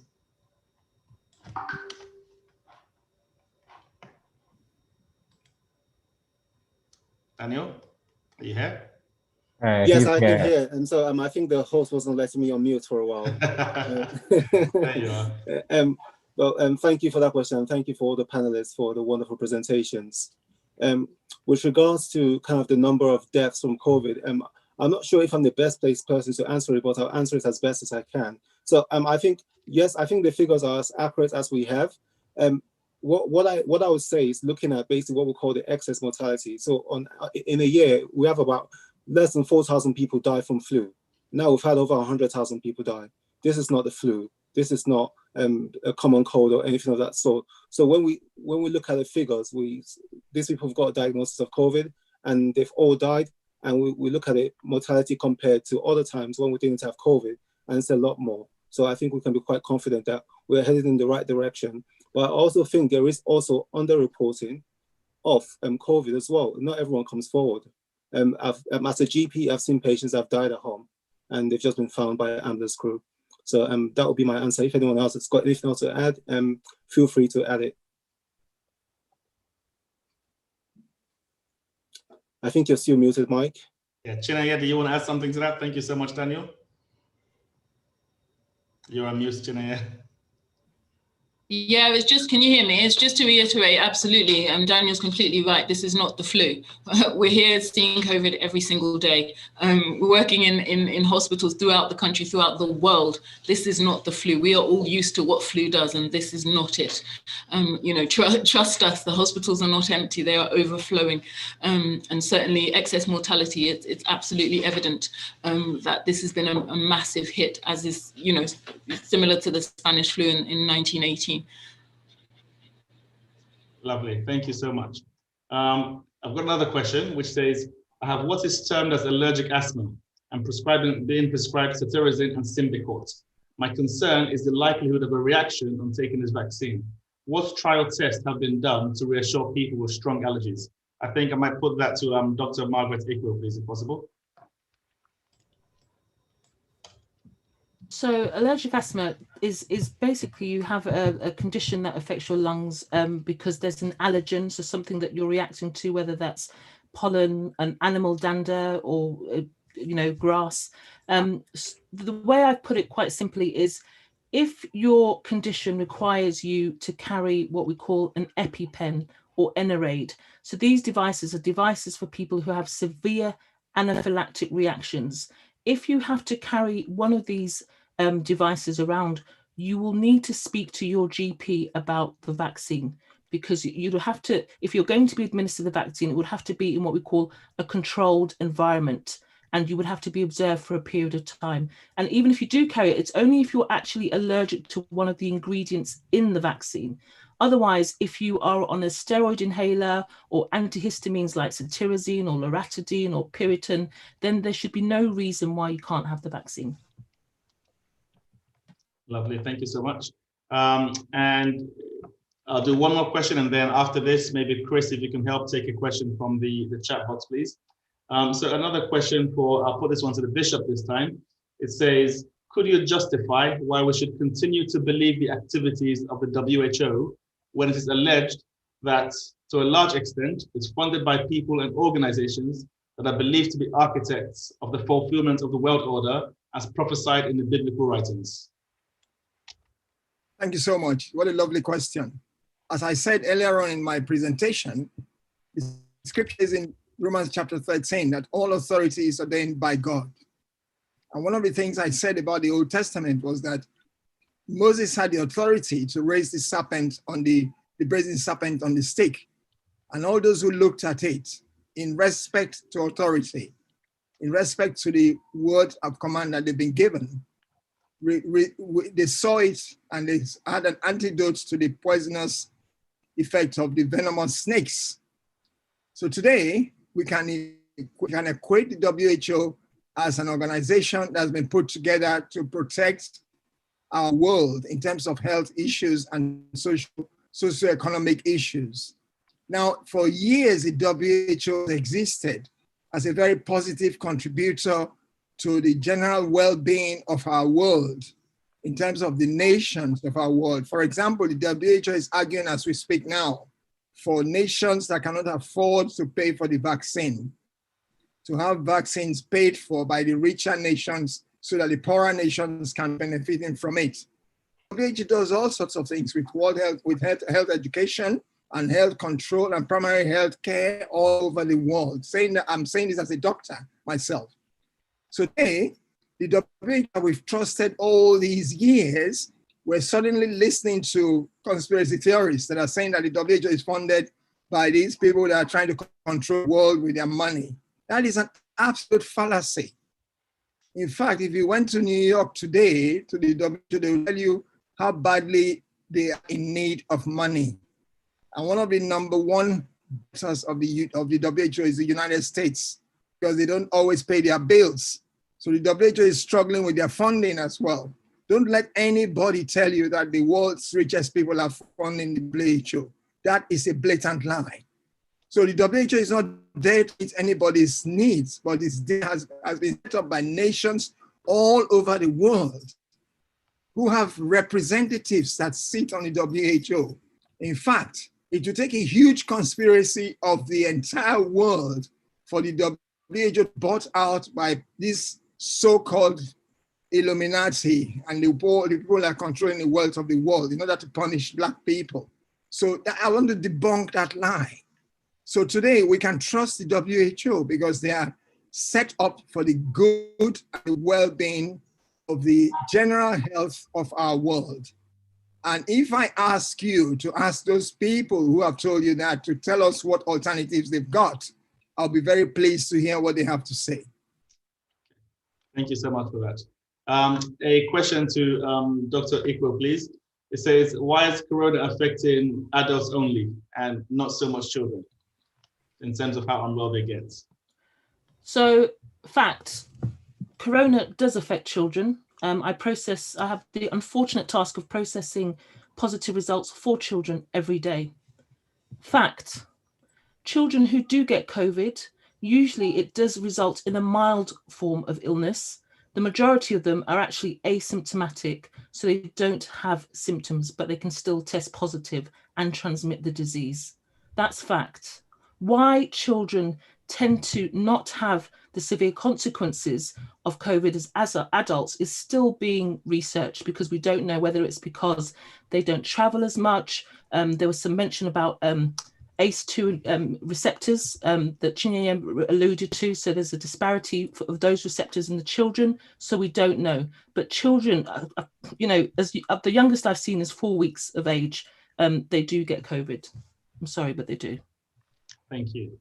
I'm not sure if Dame Kinnair is still here, but if she is, I've got a question for you, which is, to what extent, it's a slightly difficult question, to what extent have structural inequalities and racism led to our plight?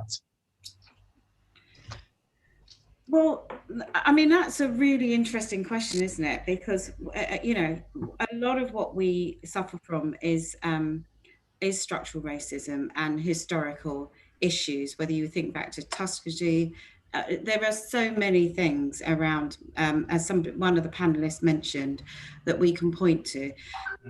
I'm just curious, I can just, following up from Margaret, my grandson's 11 months and he had COVID. So he was COVID positive. And managed to no ill effects for himself. But going on to the extent of structural racism, it is pervasive in our society. We've seen it from George Floyd right the way through historical issues. And the point I'm making, and I'm concerned about in the chat, because clearly some people haven't suffered or seen relatives die, or it's not come home to you. But this disease is killing. As far as I'm aware, racism we suffer from that. But actually, in this context, we're talking about COVID-19 and the impact it's having on our community. So I'd like to just point out that if it's not impacting on you and you haven't seen it, talk to someone who has. Because if you've lost a friend, a relative, a fellow nurse, a colleague, we are all, as frontline health workers, seeing the impact of this. Some of the historical things will be there for a while more, and we've got to fight against them. We've all seen it this year with the impact of George Floyd's death, and we still have to rage against them. But I just want to say, this is in the here and now, it's real. So if you haven't seen it, if it's not affecting you, talk to someone it has, and then let's then, at least keep ourselves alive so that we can actually deal with some of the historical and structural issues in terms of outcomes for our communities. Thank you so much. Could I just add something, Mike? Of course. Just add to what Prof has said. Thank you very much, Prof, for what you've said. I just want to say that part of the response we're having from the government is they are responding to the effects of the Black Lives Movement protests. Because if Black people have been so disproportionately affected and they want to do something about it, then they're encouraging Black people to take the vaccines so that we will not be disproportionately having, on a long-term basis, the fatal outcomes that we've already experienced. So I think it's a response to what the social campaign has been about. And for some of us, it's a surprise. And it's generated suspicion amongst us because we are not used to being paid attention to. And now that we're being paid attention to as a community, some of us are finding that suspicious in itself. And like Prof said, when it comes home, like Margaret said as well, when COVID comes home and affects somebody that you know, a relative or a friend, then you know it's real. It's not just a joke. It's not just cases out there. And I say this as a bishop, because in my diocese, we're encouraging our BAME people to stand up to the line. I have taken my COVID, we put it on our diocesan website to see that I'm not just talking about it, I have taken the vaccine myself. Thank you so much for that. I'm just going to address something that's been raised in the chat, which is if you have underlying medical problems and you have COVID and you pass away, COVID will be put in your death certificate. If you have ever filled in a death certificate, you would know that most of your conditions are on there. So you put in what's directly caused your death, what led to that thing that directly caused your death, and any other underlying conditions. People with diabetes and blood pressure, or even COPD, so respiratory conditions, which may well in the long run have contributed to the death. If you get COVID and COVID speeds that up, unfortunately, COVID has to go on your death certificate because it contributed.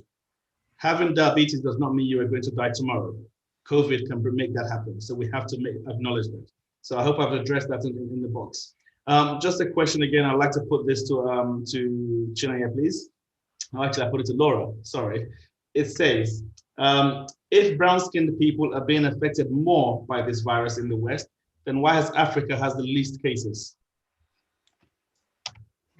I don't believe Africa has the least cases. I think it's just underreporting and not enough testing.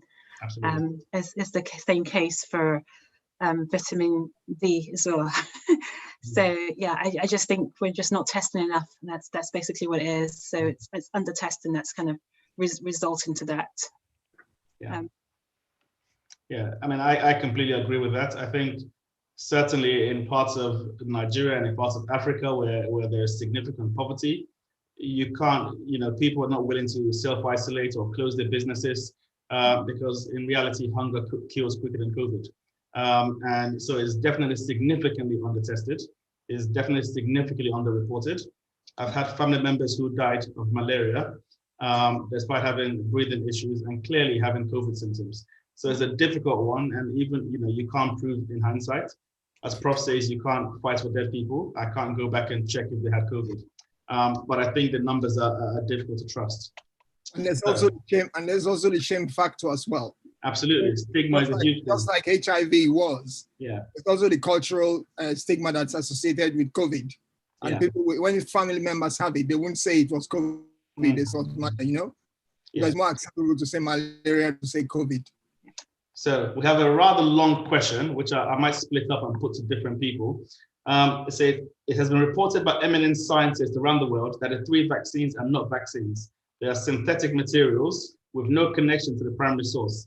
Laura, that one's to you. Quickly, please. We have 5 minutes and 9 parts to this question. So yeah, that's not true. So I've already explained to you that they know that we've sequenced the viral protein, and that viral protein has been able to decode it through messenger RNA. So it's, Good. It says the virus has not been specifically isolated in the lab, and this is contrary to what has been reported. Again, Laura, that goes to you. Again, we've just said that we've been able to sequence the protein from people who've had COVID. So we've got the genetic material sequenced, and that's how we've been able to make the virus. So that DNA has been sequenced. Okay. It says our DNA is different from Europeans. Can you prove that radiation from 5G is not causing current symptoms being reported? And once again, numerous eminent scientists around the world report that it actually causes alterations in the electromagnetic field, and that radiation has triggered current events. These scientists have a vast wealth of experience. Chinenye, I'll give that one to you.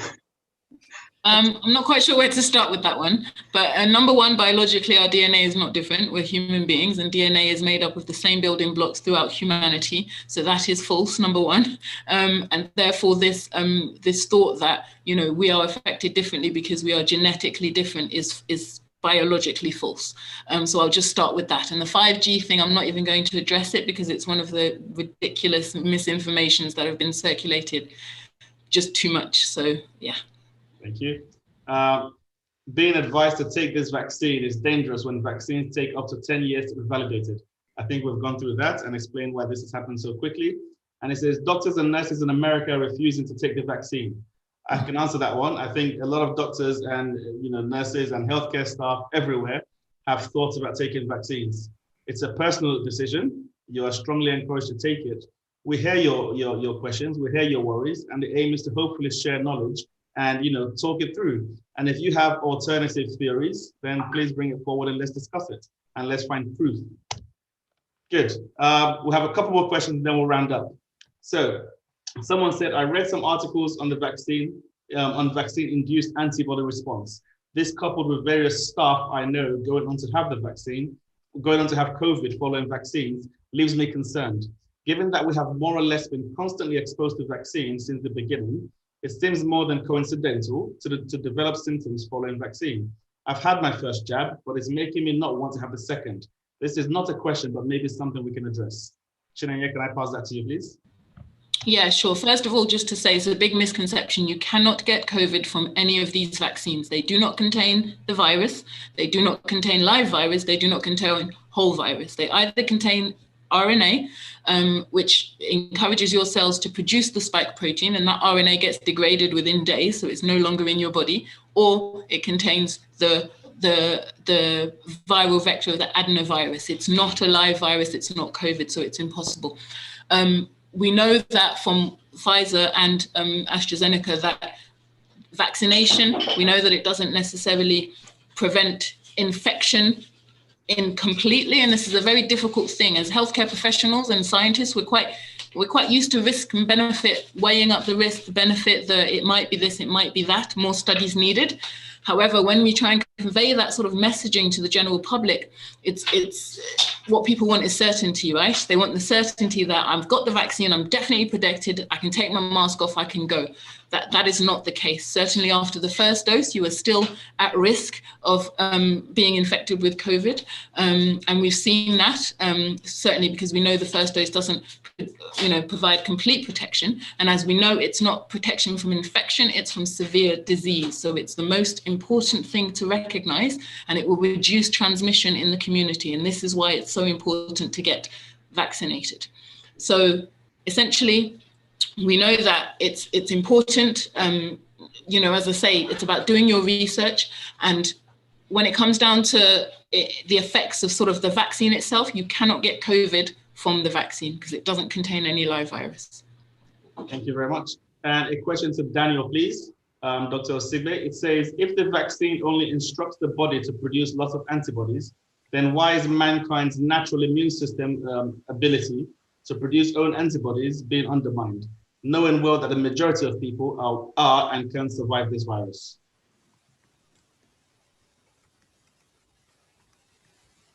You're on mute, Daniel.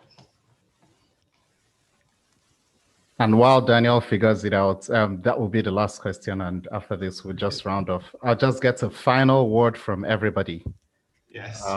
So Laura, I'll go with you first. As soon as Daniel, are you ready now? Wow. Still mute. Okay, don't worry. I'll sort you out. Laura, a final word, please, Laura. Final word on the question or final word on? Just the general comments. Now I'm in an elevator with you. You only have 30 seconds to tell me something about the virus. Sorry, about the vaccine. There you go. Sorry, I'm really speechless.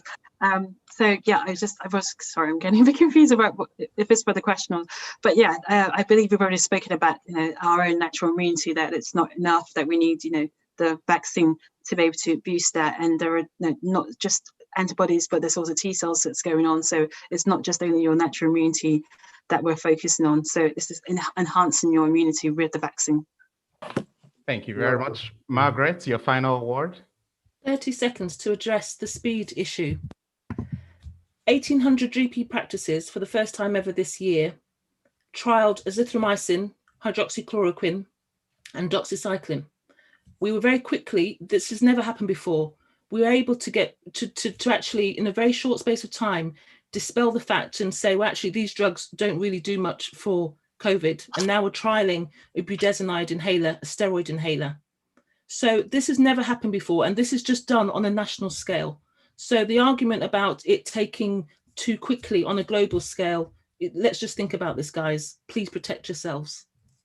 Thank you very much. Chinenye, for the person who just said he or she is undecided, your final word. So the final word is that the risk of COVID is definitely higher than your risk from the vaccine. That's the final word. I've had my vaccine. I've had 2 doses. I don't have 2 heads. It's all been good. And we are just grateful that we have this chance of getting out of this nightmare dystopian scenario that we're all in. Thank you. Donna, your final word for that person who says he or she is very unlikely to take this vaccine. People, we have 100,000 people dead.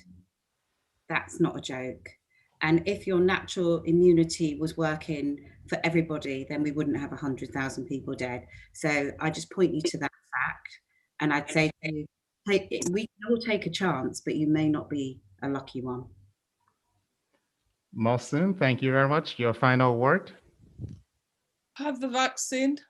And in the past week, I know at least half a dozen people who have passed away as a result of COVID. These are names, not numbers. Thank you.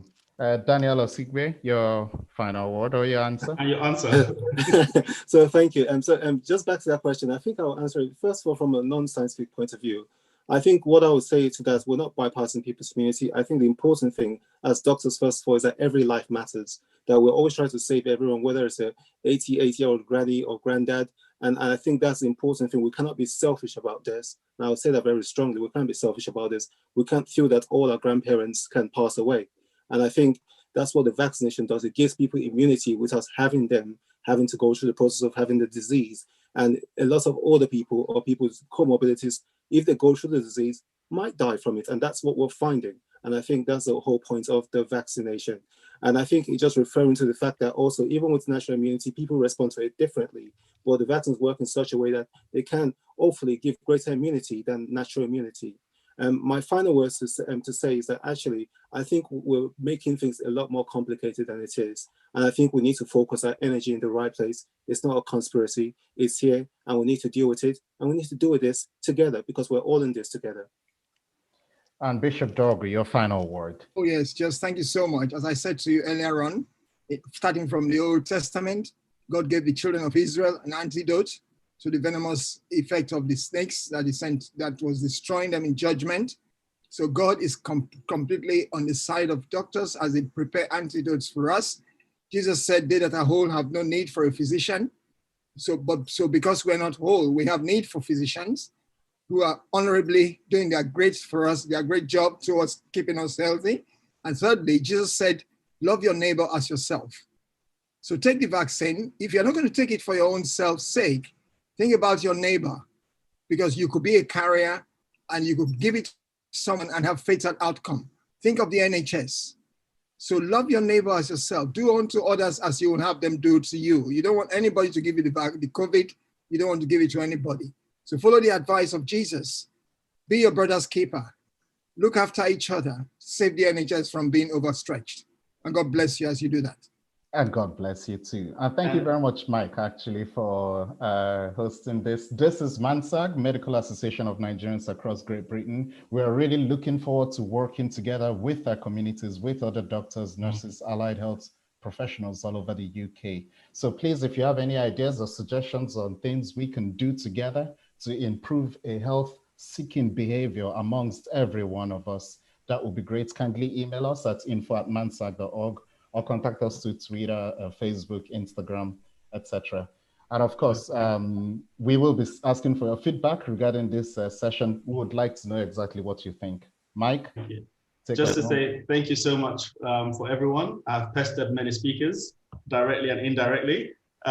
Thank you for being here with us and spending your time with us and sharing your knowledge. And thank you very, very much to everyone who's attended. We've had over 400 people, both here and watching on YouTube.